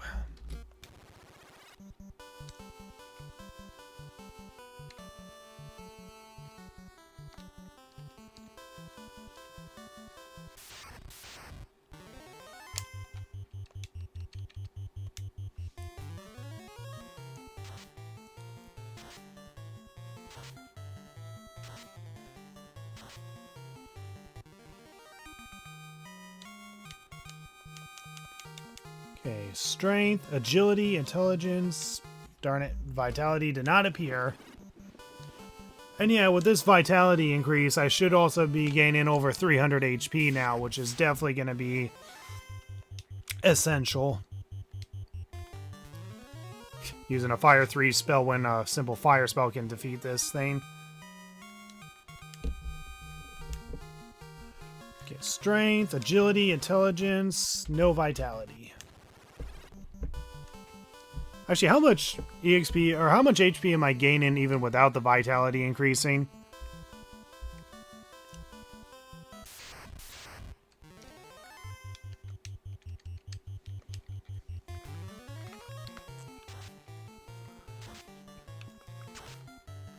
But yeah, this will be the well, first and last Final Fantasy 1 stream, and I won't be streaming until maybe Monday at the earliest next week. Okay, strength, agility, intelligence, vitality. Okay, there we go. There's our 1 in 16 dice roll for agility and vitality. So now we're gonna save in at the end. Make sure we're stocked up on potions to 99. We're gonna do another attempt in the Earth Cave and hope we can do it. Probably not, but who knows. More agility means more chances of dodging, which means we have a chance of being able to get out of a stun lock. But right now, that's pretty much the main problem, is us dealing with those stun locks. Thing is, I haven't watched Game Champs run. I haven't watched Game Champs run on Final Fantasy 1 to see how much levels she did before she eventually took on the Earth Cave. So yeah, it doesn't matter if we use our elemental spells out here, because we're gonna restock back to full once we reach Melmond. So hopefully being at level 25 is more than enough for us to get through the Earth Cave, because if it's not, then Jesus. Because I'm pretty sure level 25 was more than enough for me to get through like the 3rd or 4th dungeon of the game in just a normal playthrough of this game. So yeah, now we have a 79% chance of evading attacks. Hopefully that actually comes in effect when it comes to dodging the Geist's attack and hopefully getting unstunned and being able to run away. It's not a guaranteed chance, and I don't know if paralyzing acts separately in the agility stat does nothing against it. Unfortunately, none of the stats do nothing to prevent the chances of getting afflicted with ailments.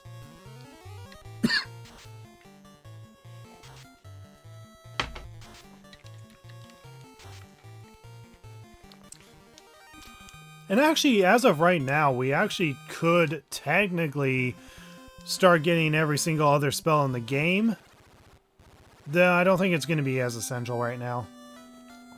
Actually, in terms of, like, other magic... Okay, I know for sure we get Fire 3 from the magic shop in this town. This is where we got our Fire 3 spell. My question is, what are the other spells that are learnable, and are they going to be useful? Bane. Okay, so the only ones we can learn is Bane and Slow. Warp would be so good if we could actually learn it. Because unfortunately, if you try to learn it, you can't learn that spell, and that's because we have to be a black wizard in order to learn it. But as I've already stated, I am banning the use of a class upgrade, which means Bane and Slow are the only ones I can learn. And you know what? Sure, I might as well learn them. I'll just learn the Bane and Slow spell because those are the only spells that I can actually use. Unfortunately, I might have put myself in a detriment because I can't learn the Warp spell, but I can't learn the Warp spell anyway, so it's good. So there we go. I learned the Bane and the Slow spell on my Black Mage, so there we go. Bane and Slow, because I can't learn Warp. I can learn Warp if I upgrade to the Black Wizard, but the Black Wizard is banned for the run because the point of the run is to do it as a solo Black Mage, not a solo Black Mage / Wizard.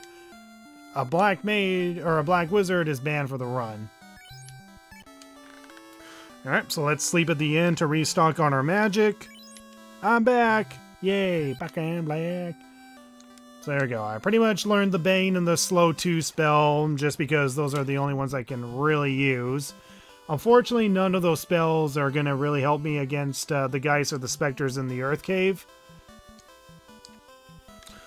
So right now, all I need to do is just go into the in front of the Earth Cave, eat enough tents until I'm back full on HP, and hope that the extra HP that I got and the extra, well, agility for, you know, a few percentages in evasion is enough for me to get through the entire Earth Cave dungeon. It's not a guaranteed chance, but yeah. Just beat the boss at the temple steps. Yeah, right now I'm just... Oh, just beat the boss at the temple steps? Okay, so you beat it, the sin spawn that spawns outside the temple. Yeah. Yeah, as long as you can beat that and Lord Orchu, you really don't have to worry about grinding. But if you do want to grind some extra levels on your characters, it doesn't hurt to do so. Wait, no, I don't want to fight them. I want to run away. I don't want to waste any of my magic. I want to have full magic once I enter the Earth Cave. Okay. So full magic. I was not an idiot and used any magic. I have 5 uses of Lit 3 now. Efficient for against the wizards, and let me just eat a tent. 99 potions, which means I can now make this efficient. Okay, so here we go. After like 5 or so failed attempts trying to get through the Earth Cave before because of stun locks, let's see if we can get through it now. Now that we have more HP than usual and more agility than usual, so now we have a higher chance of dodging attacks. I don't know if that's going to give me an extra edge per se against the Spectres and Geist. I guess we'll find out when we eventually face them, but there could be a chance that we never face them at all and we did all this grinding for no reason. But hey, any extra levels goes a long way. Alright, I definitely got to look up the map because I definitely don't have the layout of these dungeons memorized at all. I'm definitely remembering it more and more the more I go through them, but yeah. And also I gotta pay attention to make sure I don't get poisoned, because if I get poisoned, then every step within a dungeon does decrease my HP. So 305 is my max HP, I gotta keep that in mind. I'll leave you at that for tonight. I can play more on Thursday. Alright. Or you'll leave it at it for tonight and you can play more on Thursday is what you meant to say. Okay. Take it at your own pace. Save at a save sphere. Save spheres also increase your or fully heal you back up to full. But yeah, take your time with it and focus on the main story, and I wouldn't worry about grinding too much until you probably reach like the Calm Lands, and you'll know what the Calm Lands is when you eventually reach it. So yeah, once again, I have to fight these wizards because these wizards are unrunnable.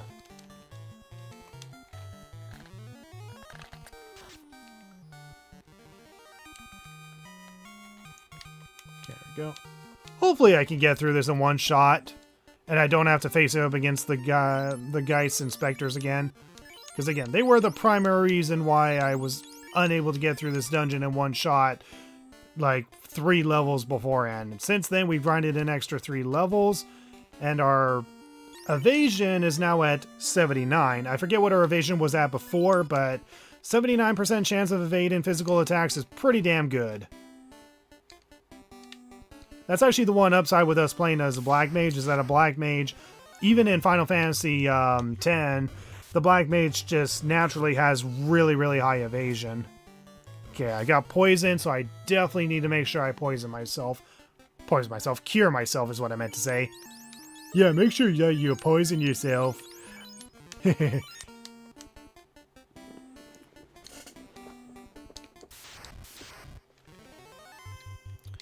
Definitely getting a lot of high encounters so far, but at least I'm not getting encounters against the Spectres or Geists yet. Because again, the Geists and the Spectres are the main detriment of this entire goddamn dungeon. At first I thought it was the Wizards, which, yeah, they are a problem, but with my higher than usual HP and me being able to use my Lit 3 spells, they're definitely a lot more manageable. I definitely need to heal to full before I get another encounter again. Oh, god damn it. Here's the Geist Inspectors. Run. Oh, yes. Thank you for being the first to act. I'm not poisoned, right? Yeah, I'm not poisoned. Good.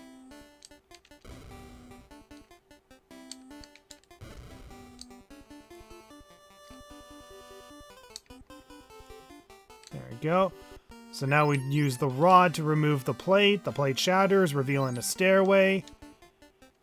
And here we go. Now we're in the second half of the dungeon. Now it's just a matter of just being able to get to the goddamn boss room without dying. But I gotta look up a map because I definitely don't have these dungeons memorized whatsoever. In fact, I think that's really the only efficient way of being able to play these games is looking up maps. Okay, left, down, wizards, which means we have to fight them. But yeah, the one upside with us getting to level 25 right now... Wait, did that wizard run away or did I defeat it? I'm actually not sure. Did that wizard run away from me? Are the wizards now able to run from me? Because if so, that actually makes it a slight bit more efficient.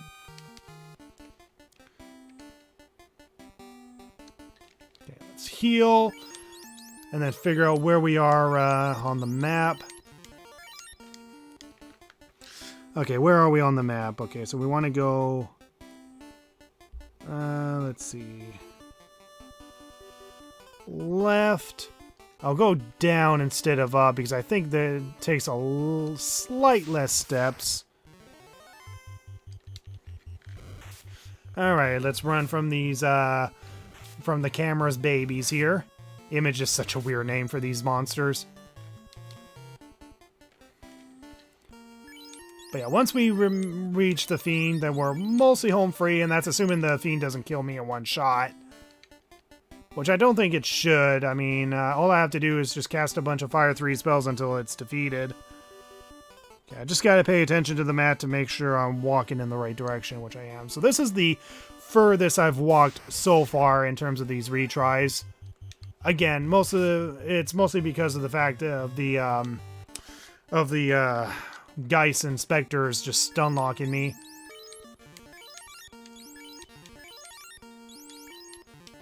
But hey, even if I get a moment where they just never act at all on my way there, at least I can be happy with the fact that I have more levels than usual. Okay, here we go. We're on the final floor. Final floor. So I need to pay attention to a map and make sure I'm heading in the right direction. Okay, so it's just up, left, down, left, up. Okay. So this should be mostly straightforward as long as I don't get stun locked, then I'm good. And then, hopefully, the Fiend doesn't kill me before I can kill it. But the Fiend being an undead enemy takes more damage from fire attacks, so I just constantly throw Fire 3 magic at it until it's dead. Okay, I'm getting good luck so far. Okay, we're right outside the door of where the Fiend is. Okay, it's just mummies, we're fine. Okay, I think we finally got it, guys. As long as the mummies don't stun me. And here we go. We finally made it to the final room. Frickin' finally. Before we fight the Fiend, the Lich, we're gonna fully heal ourselves until we're back to full. So right now, we just gotta throw a bunch of Fire 3 spells at it. So the Fiend's ball cracks open, an ominous cloud rises, and an evil shape congeals. It is Lynch, the Fiend of Earth. So we just need to defeat the Lynch and then head upwards to warp out of the dungeon. Once we warp out of the dungeon, immediately eat a tent and we're done with the Earth Cave. The only reason we would ever want to come back to the Earth Cave is to maybe plunder some chests, but considering the enemies can stun lock me, that's not worth it. So here we go. We're just going to throw a bunch of Fire 3 spells until it's done.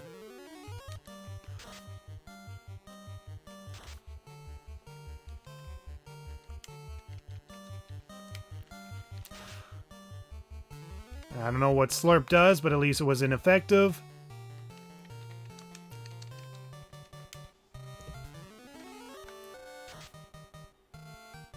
Okay, there we go. We defeated the Lynch. So it took 3 Fire 3 spells in order to defeat it.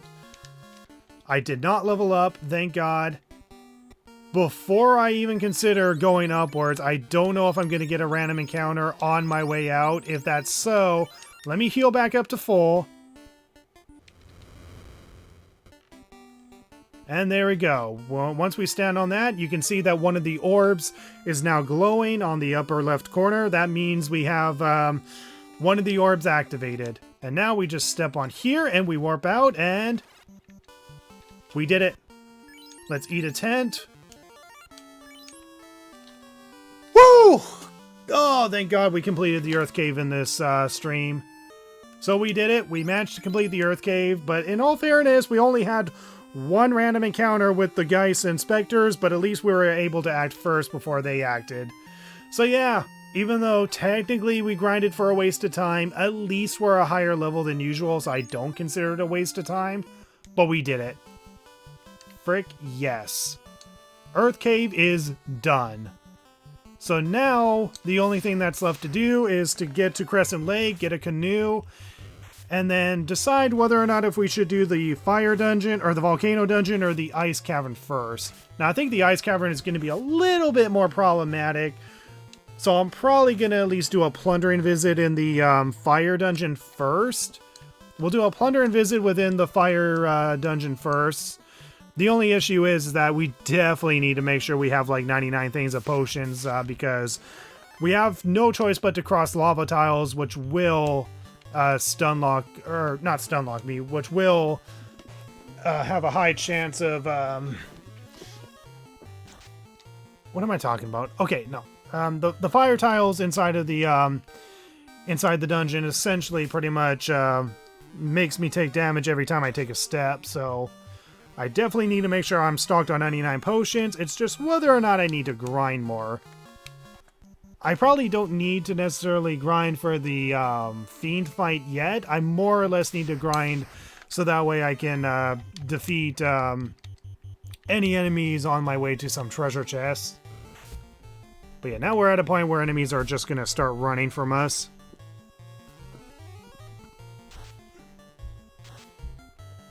But there we go, Earth Dungeon complete. Now I'm just going to look up a monster guide. So the next major boss fight is Carrie, as she's called in this game. I think she's called something else, but I don't remember. Apparently her weakness is status effects, so that might potentially be useful. Otherwise, she does resist poison, fire, cold, and lightning. Which means Carrie might potentially be a boss fight where using physical attacks is actually more efficient. But we're not going to fight her right away, and we're going to be more or less concerned on trying to get... what am I talking about? We're more or less concerned on trying to get some of the treasure chests within the volcano first. We're going to try to get some treasure chests within the volcano first. Hope we have enough magic and endurance and such to face off against enemies in the surrounding area. So what we're going to do is move down and move left. Now, even though, yeah, we're on the west side of the overworld, so, wait, no, we're on buttons. So you press select and B at the same time to bring up the map. So even though we're on the very left side of the overworld, if we keep going left, we'll eventually end up on the right side, which is coincidentally where the Crescent Lake is. So we just keep going in this direction. Don't die to some random encounters.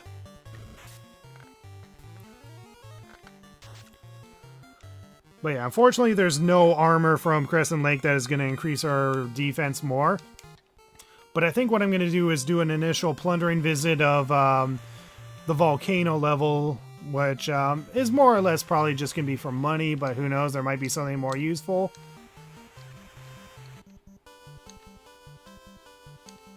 Okay, so now we just slowly but surely make our way towards the Crescent Lake.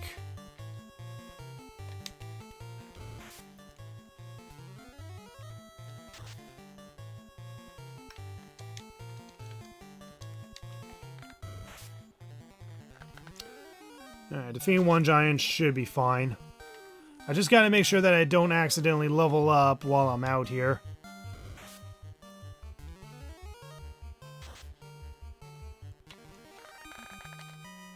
There we go, monsters perished.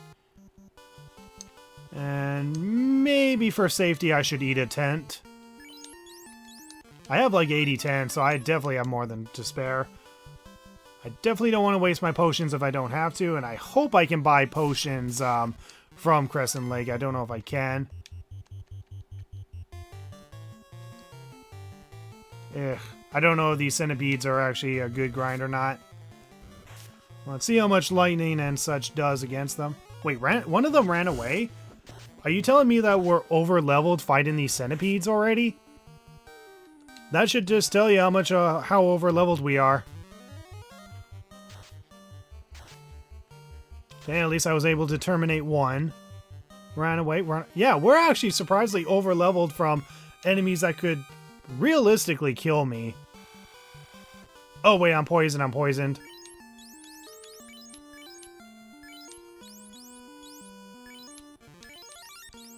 Okay, hopefully we can buy some potions within Crescent Lake. I actually don't know for sure. Let's eat a 10 so we can save. Yeah, once we get the canoe, we can actually cross the water. We can cross the water so we don't have to worry about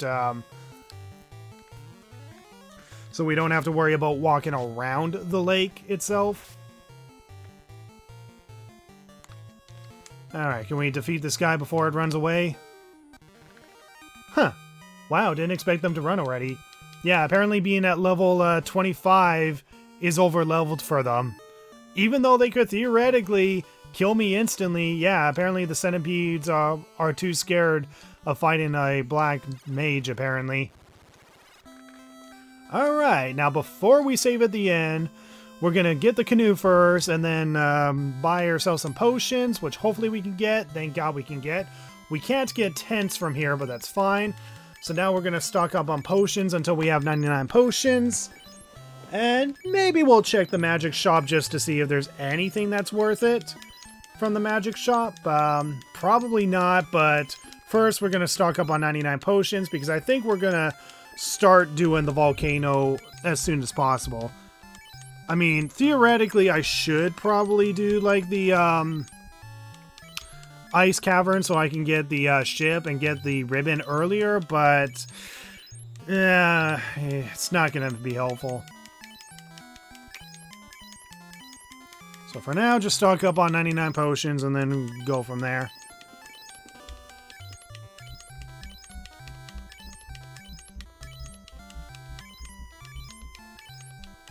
Okay, volcano map.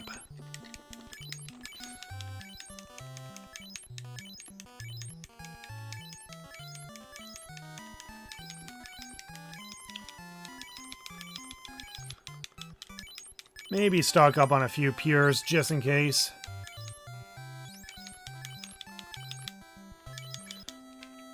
Alright.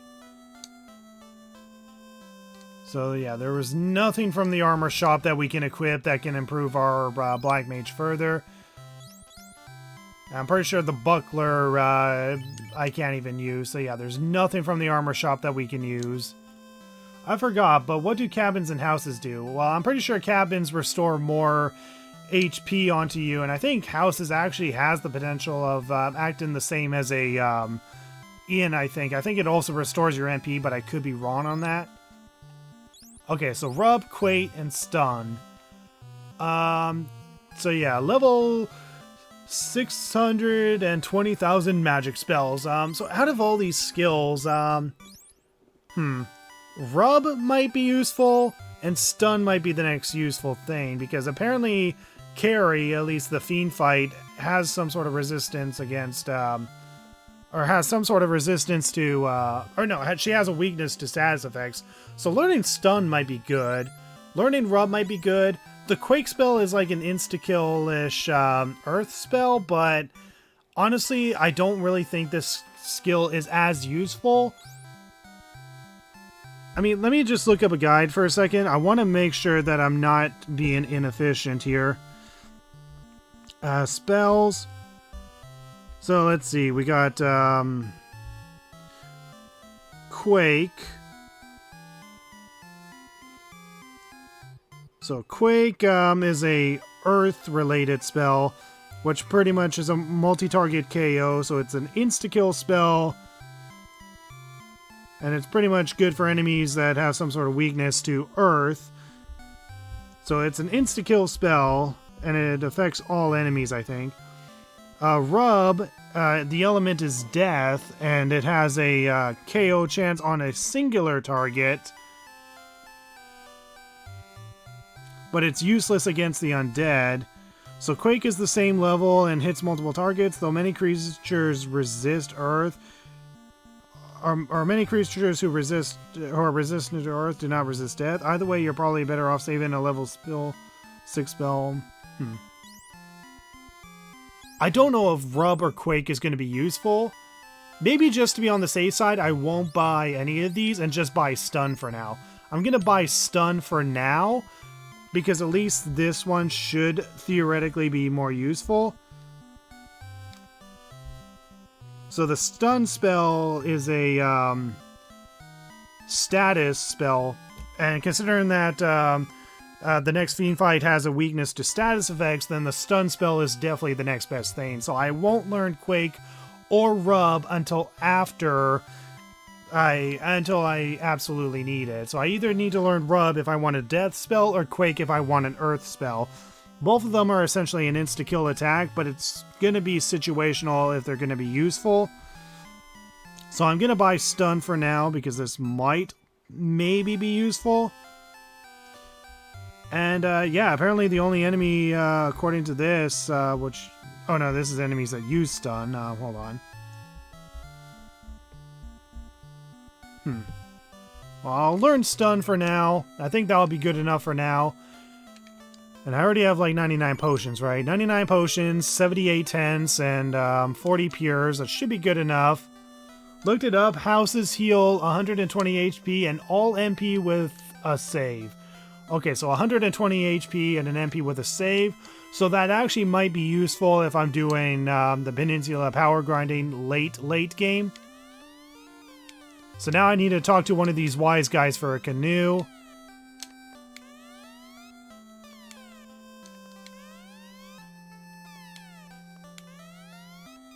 I forget which one I need to talk to.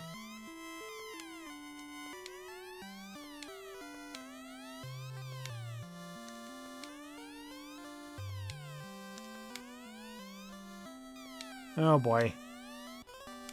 Oh, here we go. Great job vanquishing the Earth Fiend. I wasn't done reading that, but yeah, you talk to this guy and you can get the canoe. Little evasive of how the heck you're supposed to get that or know it's there, but yeah, that's how you get the canoe. And the canoe is essential to reach the volcano level as well as the ice cavern.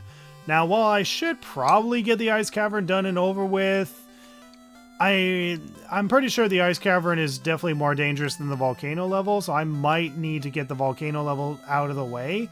However, what I'm going to do is an initial plundering visit within the Earth Cave, mostly just for the chests. And yeah, now it costs 200 gil to save at this particular inn, so yeah, that might potentially be a problem, but hopefully it won't be. And I also need to pay attention to my level ups and make sure I don't level up when I don't need to, so... Alright. So now what we're gonna do is that we're gonna go to, okay, so Gurgu Volcano is apparently what it's called. I guess it's called something different in other versions. Yeah, we can learn the flame armor here. Let's see, so... Okay, so finally I get clear information of what a set of random enemy encounters are at least runnable. So let's see. If I have a fight against Cerberus, Cerberus is unrunnable, and the fire element is also unrunnable.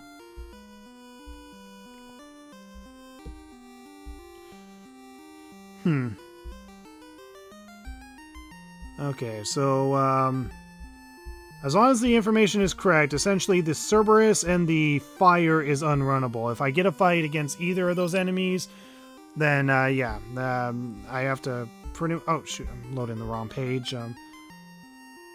Okay. Okay, so Gurgu Volcano is what it's called apparently. Okay, so level 2, we instantly enter a room with a crap ton of chests. There are more chests on level 4, but I probably shouldn't get any of them, at least not now. Because it's literally the penultimate level. But literally, we can get a bunch of chests on level 2, so we're gonna plunder those chests on level 2, even if it's gonna be useless for us. So let's see, we can gain some money, we can gain a helmet. Let's see. Okay, so in terms of chests on level 2, we can gain money, a silver helmet, money, a giant sword, money, more heals, more pures, a cabin, a silver gauntlet, silver helmet, silver shield, silver axe.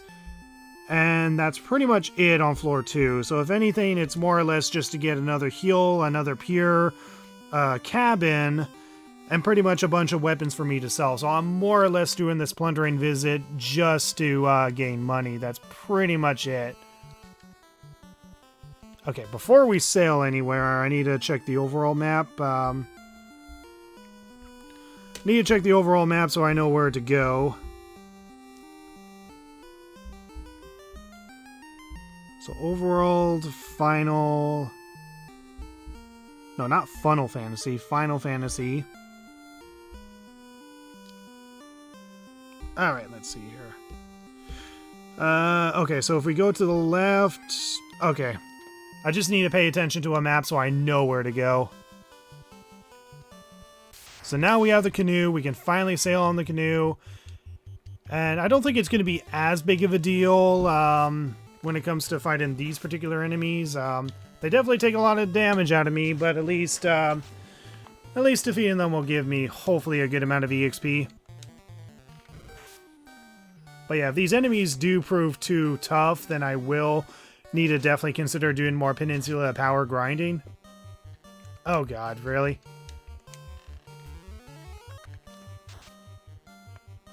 Oh, come on, I was hoping that would be more than enough. Wait, why am I physically attacking? That's probably gonna miss, you idiot.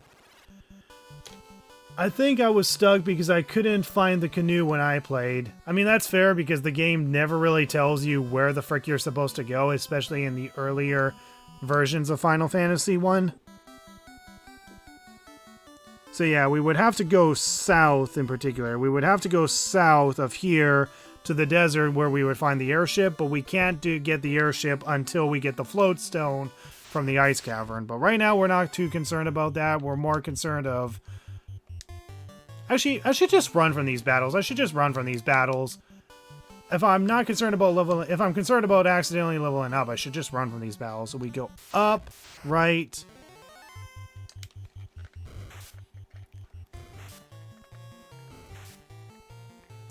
And we'll heal with tents, so that way we can save our potions for the dungeon itself. Hydras are threatening. I can definitely see that. Okay, let's eat a tent. So we go left, up, right, up, left. And then just continue going left and we'll eventually reach where the volcano is. Run. Embrace your inner Scooby-Doo and run from these battles. Were Hydras using magic? I don't know, I was barely paying attention.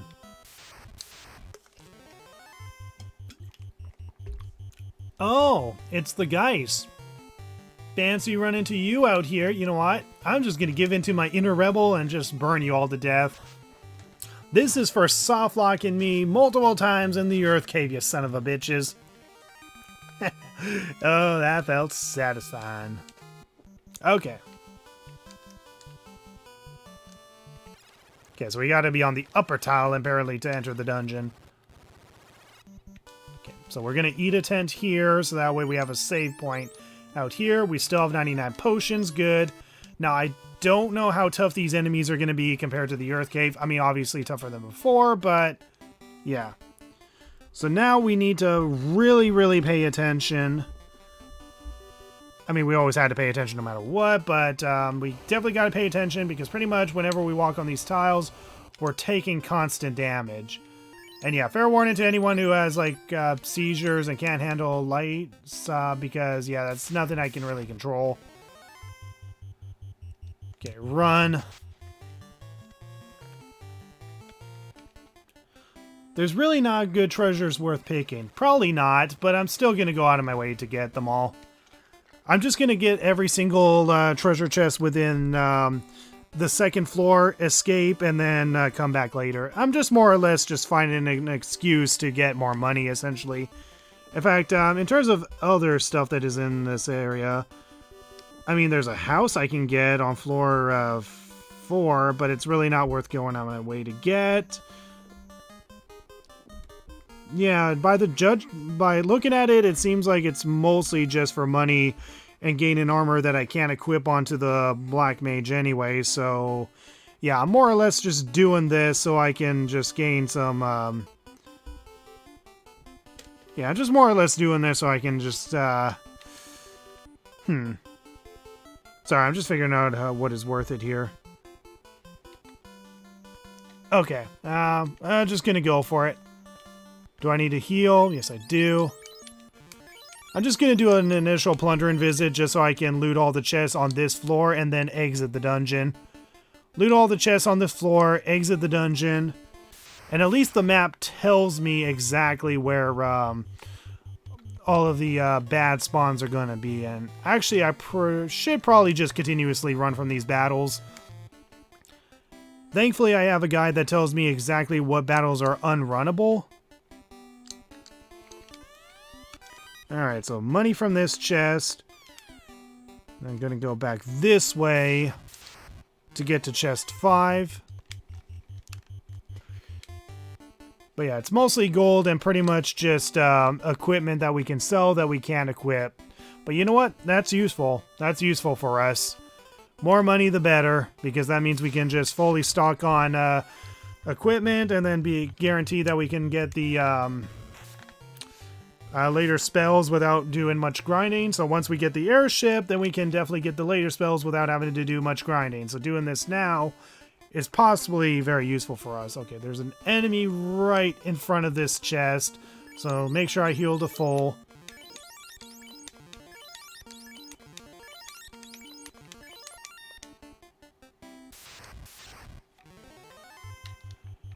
Okay, are these fire guys runnable? Let's see. Fire.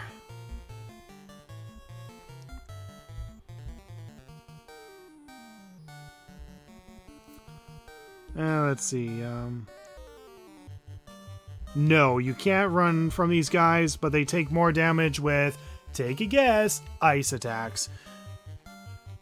So you don't want to use fire attacks on these guys. I mean, I think that's kind of obvious. Now, the only downside is that I don't have the Ice 3 spell. But that's okay, because I have Ice 2.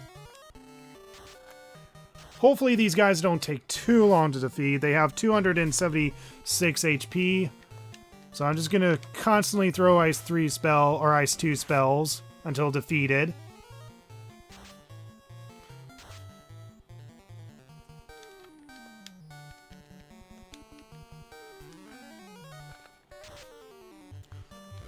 Come on, die already. Okay, I think a normal ice spell should be good enough. There we go.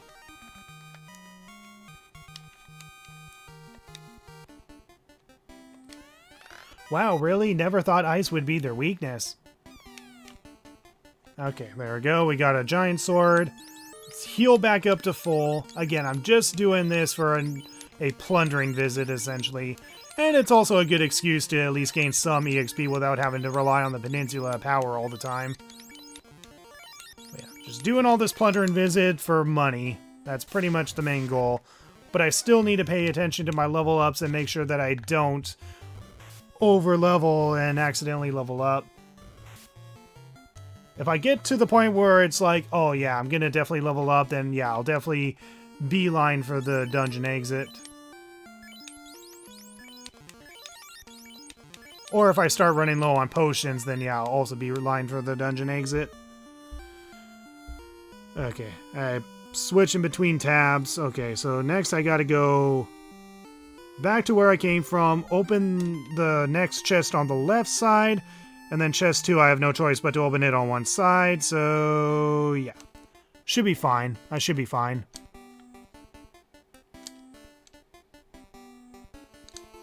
Part of me wonders if I should probably exit the dungeon after getting these last 2 chests before getting the other chest, but yeah, I should be fine. Okay, run.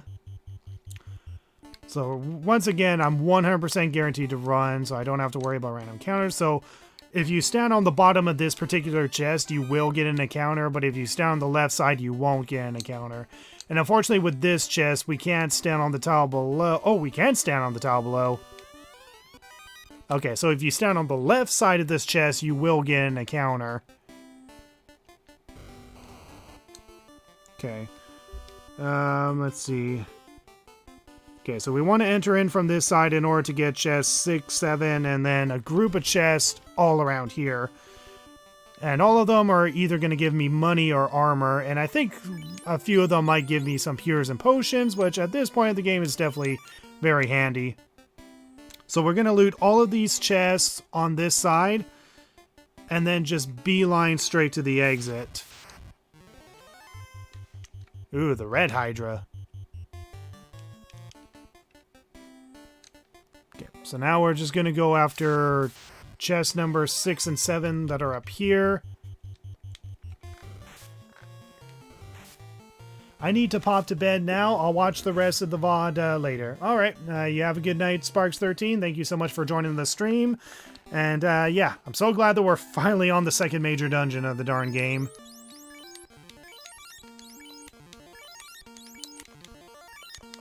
But yeah, you have a good night, Sparks13. I'll probably see you around sometime next week. Okay, so here we go. So some money from here, and then whatever the heck is in the chest on the right here. So only 650 gil. Is that really worth it? Nah, screw it. It's money. It's worth it. Let's do it. I only have to face up against one of these guys, so it's fine.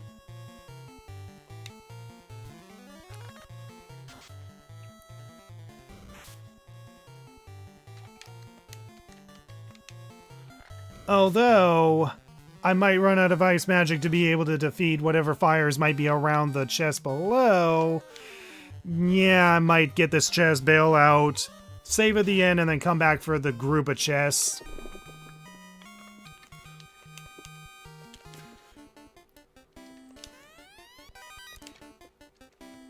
With the work you put into it, being here is the least that could happen. Thank you. Anyways, let me just look at the random encounter. So, there is 2 possible encounters within the chest area down here.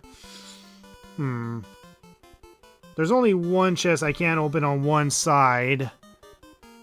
Yeah, I'll come back here later. I'll come back here later for the group of chests. Just get out of the dungeon, save, and I forgot to heal like an idiot because of course. Run.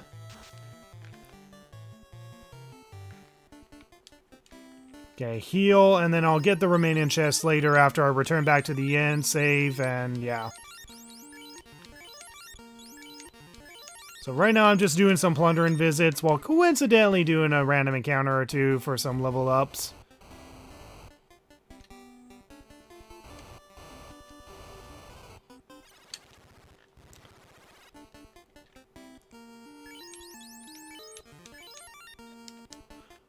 So yeah, there we go. Once I reach out the cave, then I made a worthwhile plundering grind. There we go. No, no, no, no! I get a random encounter on the outside. Okay, at least it's just these wolves. It's not a big deal. Yeah, I'll burn them all to death. Why not? Actually, I should probably be saving my magic. And also making sure that I'm not over-leveling and gaining the next level too soon.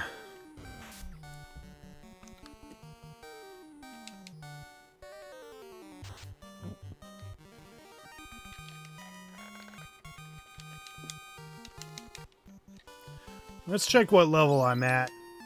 Okay, there is the concern of accidentally leveling up before I have a chance of being able to, well, min-max the stats I need, so, I mean, I really only have to worry about one forced encounter when it comes to picking up the remaining chests, so it might not be as big of a deal.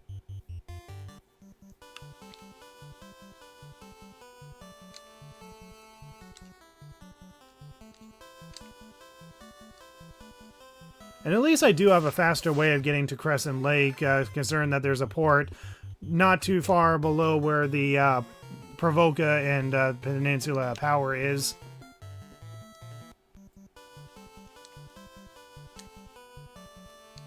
So right now, I'm just making my way back to Crescent Lake.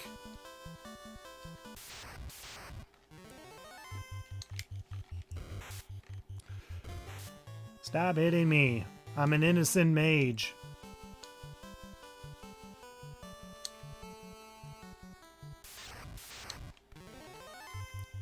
Yeah, I can face up against one troll, why not? Haha, terminated, bitch! Frick yes.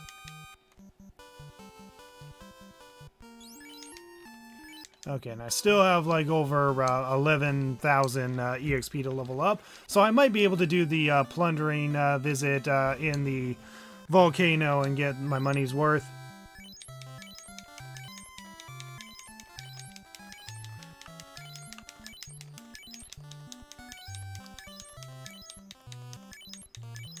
The thing is, I don't know what level I should be at to make the entire volcano trip easier for myself, or if I'm more than ready to take on the volcano like right now if I wanted to.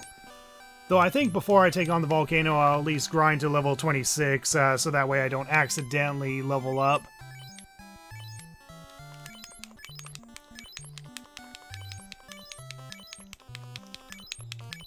So I'm gonna go back to the cave, or back to the volcano in order to get the group of chests within floor 2. And then the rest of the chests for the rest of the dungeon, I really don't need to worry about. So I just need to get the group of chests on the second floor, get back to the inn here, and then start grinding to level 26, and then hopefully that's enough to complete the entire volcano. And then after that, it's pretty much just grinding and prepping for the ice cavern, and yeah, we're making good progress. So now we're going to stock back up on 99 potions. Can't carry anymore, cool. Save at the inn.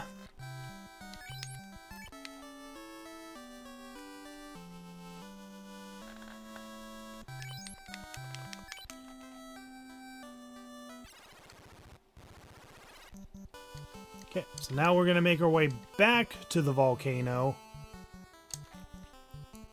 So we'll make our way back to the volcano. We're going to grind, or not grind, we're going to get the remaining chests that we neglected to get for safety reasons. And we should only have one force encounter against the fires.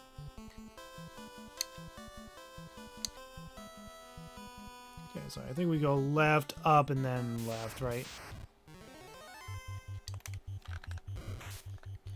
Oh man, that Hydra hits hard.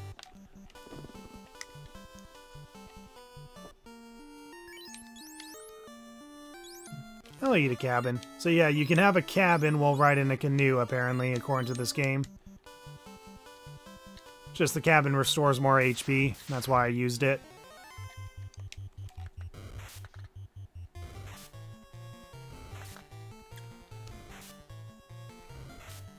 And yeah, if we want to stock up in tents, well, we're going to have to do it in another town, considering we can only buy cabins around Crescent Lake.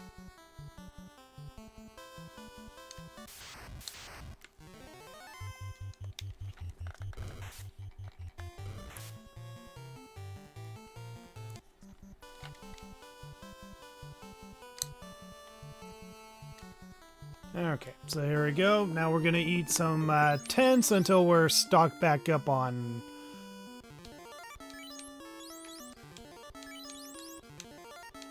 There we go. And I'm not poisoned, right? I'm not poisoned? Okay, good. So now we're going to enter back into the volcano and we're going to... hopefully not die.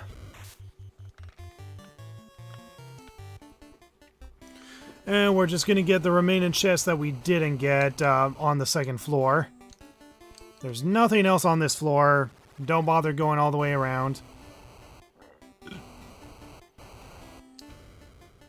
Okay. Heal back up to full. So now we're going to get all this group of chests. So essentially, I'm pointing as if you guys can see my finger, but pretty much that one chest that is kind of grouped in has a guaranteed random encounter there. So there is at least one force encounter we have to fight.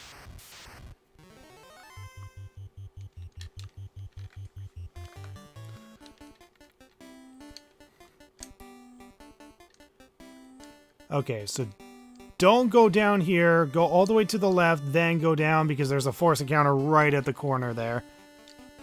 So there you go. Let's start opening up chests, get ourselves some useful loot. Heals, cabins. Okay, so right here is a forced encounter against the Gray W. Okay. I was expecting the fires, but apparently not. So let me just see what these guys do.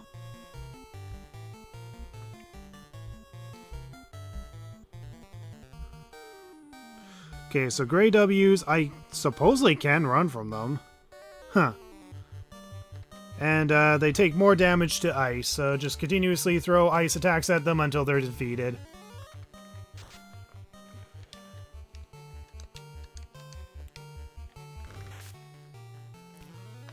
They hit hard, but I do hit pretty hard with my Ice 2 spell. There we go.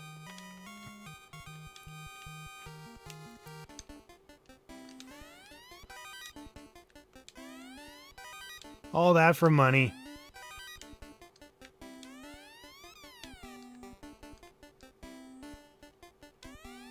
Yeah, I already opened these up.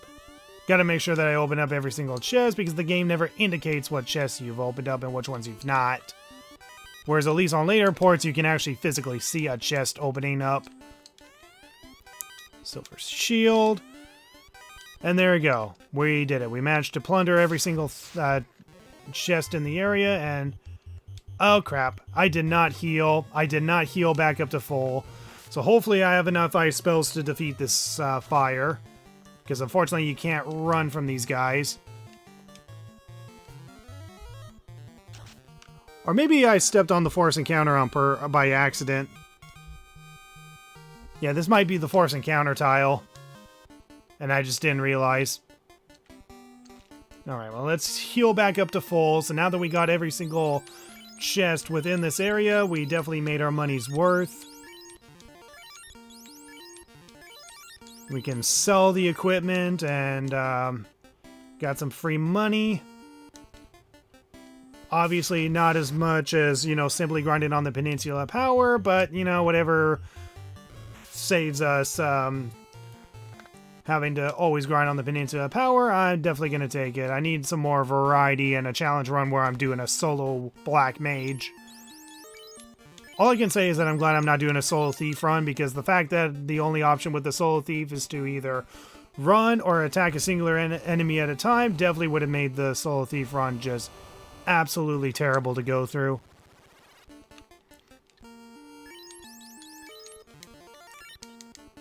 Alright. I think this was a good plundering visit.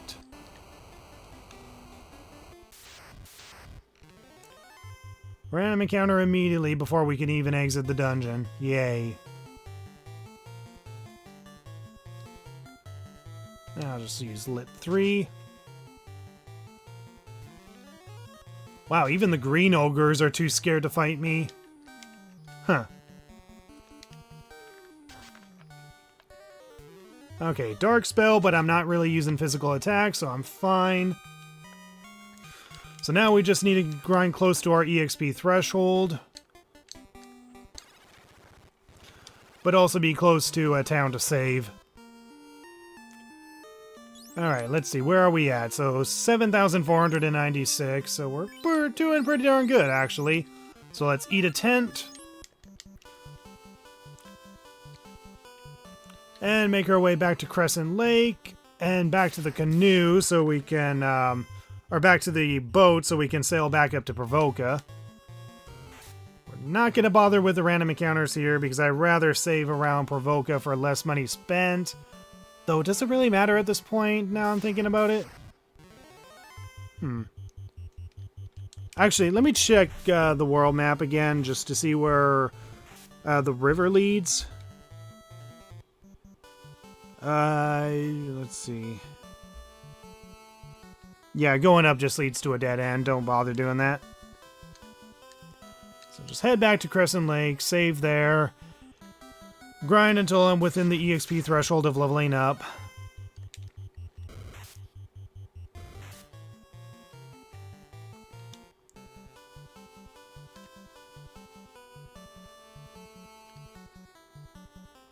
Let me just eat a tent while I'm out in the water.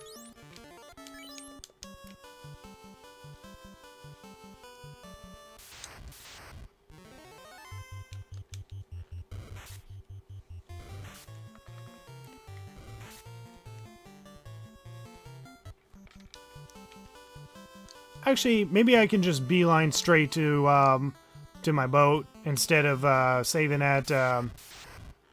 here. Less money wasted that way. So now I just need to make my way to Pravoka, which thankfully should be a lot easier since there's a port just directly above me.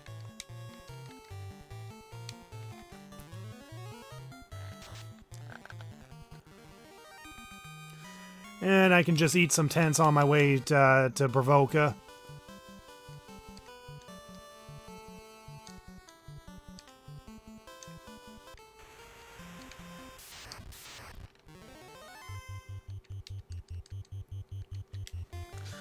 Alright, so far so good.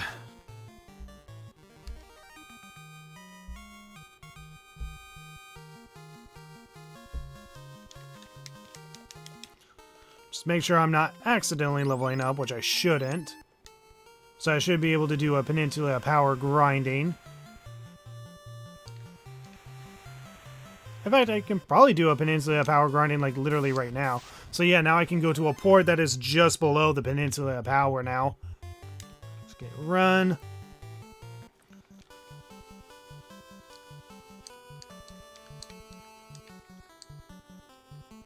Actually, how much fire magic do I have?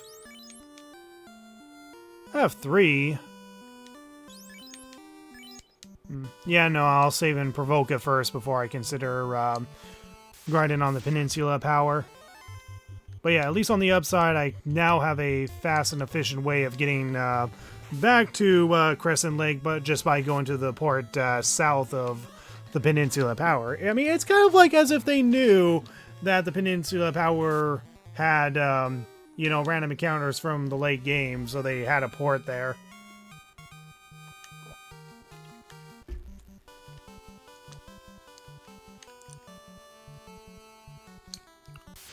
Oh wow, it's almost 4 p.m. already? Jesus. So yeah, I think what I'm going to do is that I'm going to grind to level 26 and then look things up and decide whether or not if it's worth grinding more levels or if I should just try to get through the volcano level, you know, as soon as possible.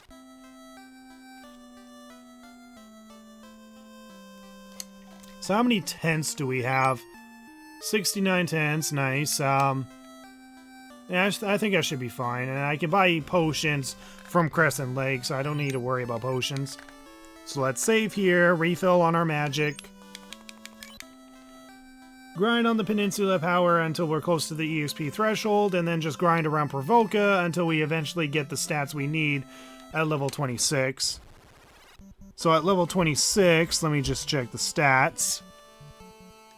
Oh no, the ship is not here anymore. What are we gonna do? So level 26, intelligence and luck are the only guaranteed stats, which means it's going to be a 1 in 16 grind for agility and vitality. And even though I want strength as well, strength is probably not going to be as handy anymore, so yeah, actually no, just run from this battle, don't fight it.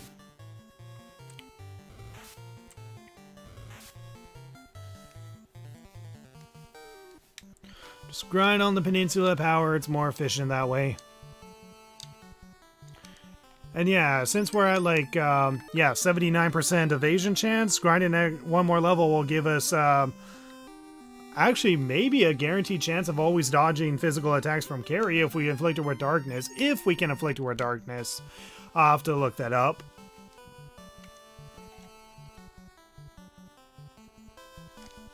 Okay, there we go. Let's eat a tent.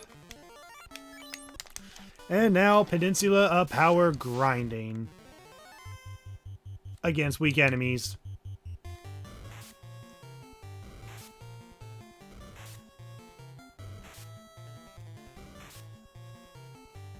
I took like 2 things of damage there. Better reset just in case.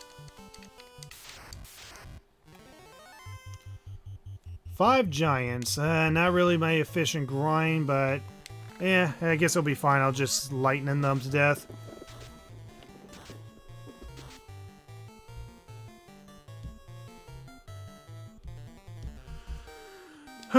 Okay, more lightning.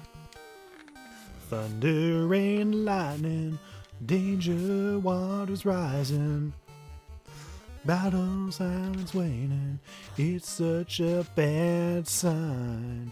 Shadows, dark creatures. Y'all know what I'm saying, right?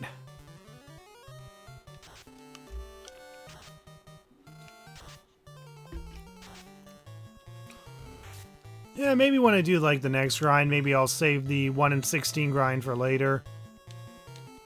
Save the 1 in 16 grind for the next stream, so that way I can at least get the most boring part out of the way before I eventually get back to the volcano and complete the volcano.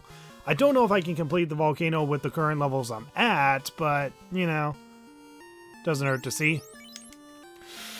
Okay, so we'll definitely have to grind at least 2 enemies on the Peninsula Power, because any more than that could probably level me up. And it's going to be a 1 in 16 grind for agility and vitality, so yeah.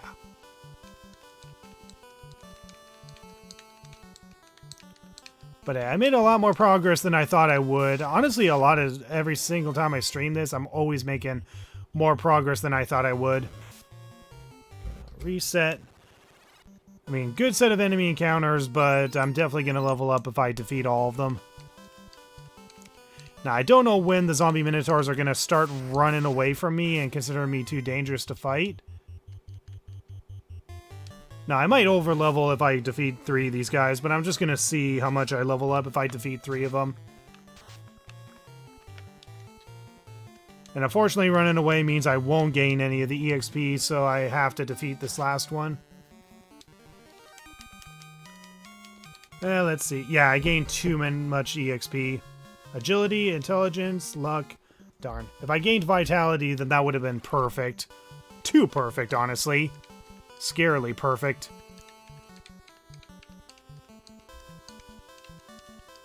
But I'm more or less just grinding on here just so I don't have to grind on weaker enemies to min-max my way to the level I need.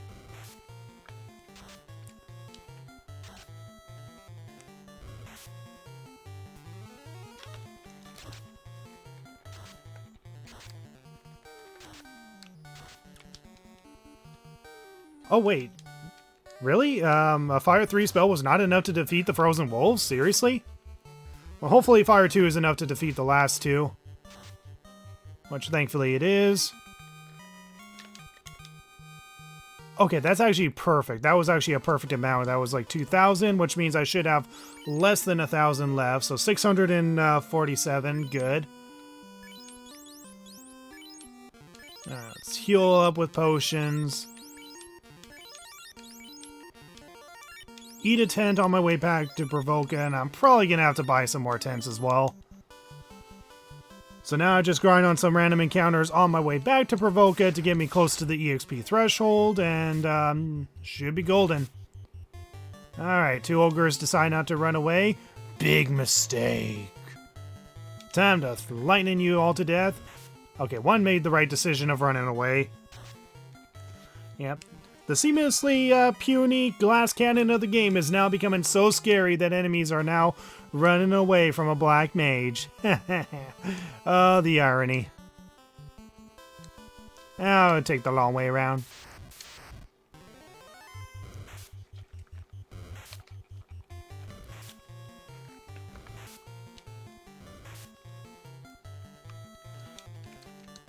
Okay, Fire 3. So yeah, even though a good majority of this run is mostly just us grinding, honestly, I definitely see the appeal of doing a run like this. I mean, maybe not for everybody because, well, it's mostly just me grinding endlessly. But honestly, I think there is definitely appeal to a run like this. I mean, I can definitely tell a white mage run has more appeal than a black mage run, but considering the limitations that the black mage already has, I think this run will still be interesting regardless. Alright, let's eat. Oh, shit. I was about to say let's eat another 10, but sure, let's do another battle. This should get me closer to the EXP threshold anyway if I fight these wolves. And some will probably run away before I have a chance to hit them. Yeah, one ran away. So this should get me closer to the EXP threshold, and I can just grind around Pravoka to get closer to the next level. That one ran away. Oh, no, no, no, no, no, no, no! Oh, they gave me way more EXP than I was hoping they would. Frick. Crap. Okay. Well, no problem. I just make my way back to Pravoka, just destroy the enemies that will gain me some EXP. Yeah, those wolves gave me a lot more EXP than I was expecting them to give. Oh, the Geist. The stupid Geist. Oh, yay. Stun first try. Fuck you. God, I hate those goddamn guys. They were just the freaking bane just getting through the Earth Cave. Just thinking about them gets me angry.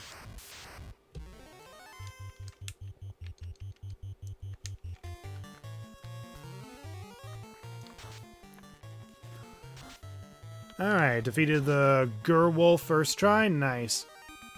Or was that Werewolf? I don't know. Alright, let's get my way back to Pravoka. I'll take the long way around just so I can have more encounters on the way.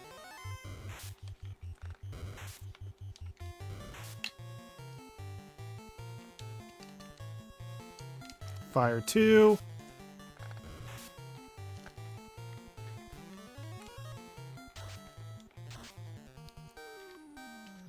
And another Fire 2.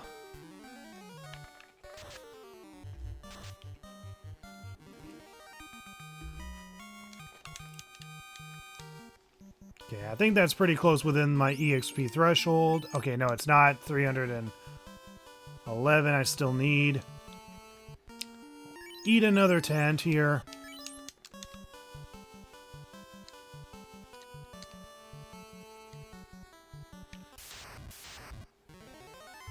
Oh my god. Seriously? One encounter? Well, at least I gained 1 EXP out of that. Can you beat this game without fighting any enemies? Just overgrind until they just run away from you constantly. That'd be a pathetic grind or a pathetic run. Okay, that's the werewolf. That's what it's named.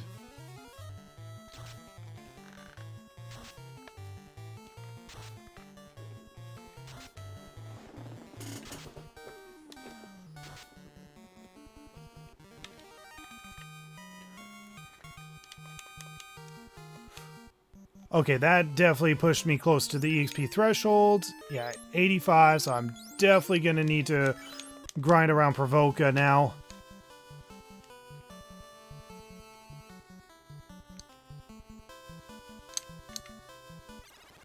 I'll save in Provoca. Actually, I just 8 of 10. Let me just at least do one more battle.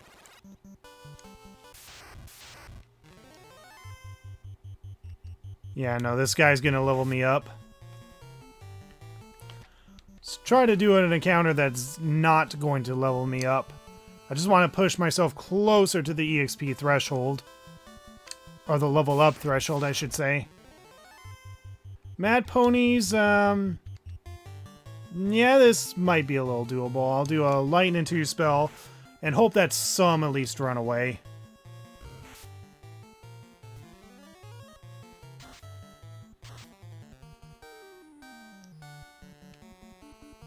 I think 2 Mad Ponies might be too much. So I'm just gonna use a random item just to waste my turns and hope it runs away. Let's try again. Use an item, hope it runs away. Oh no, this one's persistent. Okay. Okay, it's really persistent. It's really confident it can defeat a black mage even though I've destroyed a good chunk of its family already. Gosh. Oh, okay, finally it ran away. I was gonna just attack it anyway, but there we go. Alright, there we go. That pushed me within the EXP threshold now. Alright.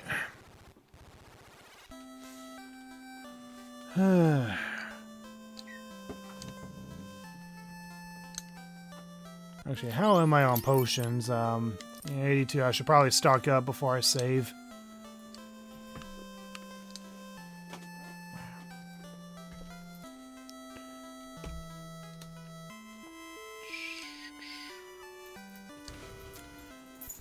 And actually, I think I might actually end the stream pretty close to here. Maybe I'll save the 1 in 16 grind just for the next stream. And as I said, I'm probably not going to stream this game again until like next week, maybe Monday at the earliest. Definitely going to be taking the next few days to work on my Final Fantasy X run and at least record lines for my challenge runs. Struggling to sleep, so I'll watch until I pass out. Well, I'm probably going to end the stream very soon, so you won't have to watch for long. So pretty much where we just did a plundering visit in the volcano, mostly just to get every chest within the second floor. We did that. Now we're back in Provoca, and we're just at the EXP threshold for leveling up to level 26. So once we get to level 26, we'll do the entire volcano, hopefully in one shot. I hope to God one shot.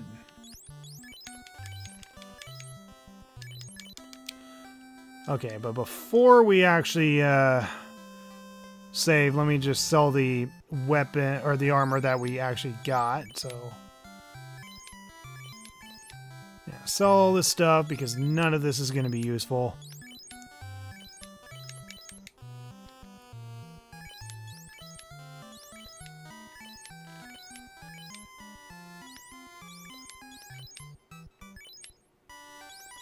Okay, so the silver helmet. No, I think that's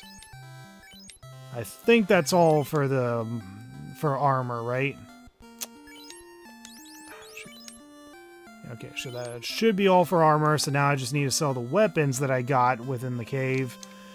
Save, and I think that's where I'm going to end the stream. I'll continue the 1 in 16 grind when I start the next stream because at least I can get the most boring part out of the way once people realize I'm online.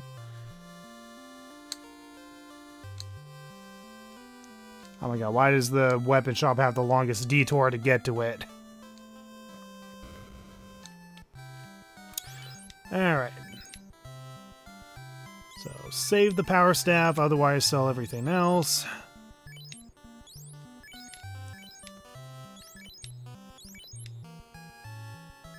Okay, so there we go. Should be everything, and I should only have the power staff on me. Yep. And I've already got all level 2 spells, right? Yeah, Ice, Dark, and Slow, and I'm pretty sure the only other option is Temper, which If you know your Final Fantasy, it doesn't even work in this game.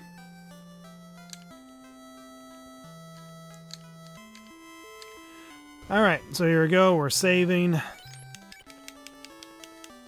We got more than 100,000 gil, which is great. Okay, so here we are. So level 25. We're only 22 EXP from leveling up, so it's going to be a 1 in 16 grind, I believe. So let me just check the levels. So yeah, only intelligence and luck is guaranteed, and even though I want strength on me as well, I'm just going to min-max the agility and vitality. And hopefully that's enough for us to get through the final, or through the volcano dungeon. I already did the plunder and visit on floor 2, and I'm not going to bother with the remaining chests within the dungeon. It's just going to be too problematic, but at least I made some extra money on the way, so... Next stream, I'll be leveling up to level 26, min-maxing the agility and vitality, and by then I should have an 80% chance of evading every attack. Physical attacks, at least. I am so bad at ending streams. Alright. Alright, I think that'll be at the end of the stream, so I'll see you guys probably sometime next week, probably Monday at the earliest. It depends on how things go for the next few days, and if I don't kill my voice doing voice recording for my Final Fantasy X and Final Fantasy I runs, for how much I've scripted so far on the runs. I just want to try to get the scripts done and over with while I'm able to, because I have, like, very limited options of being able to do voice recording whenever I'm at home.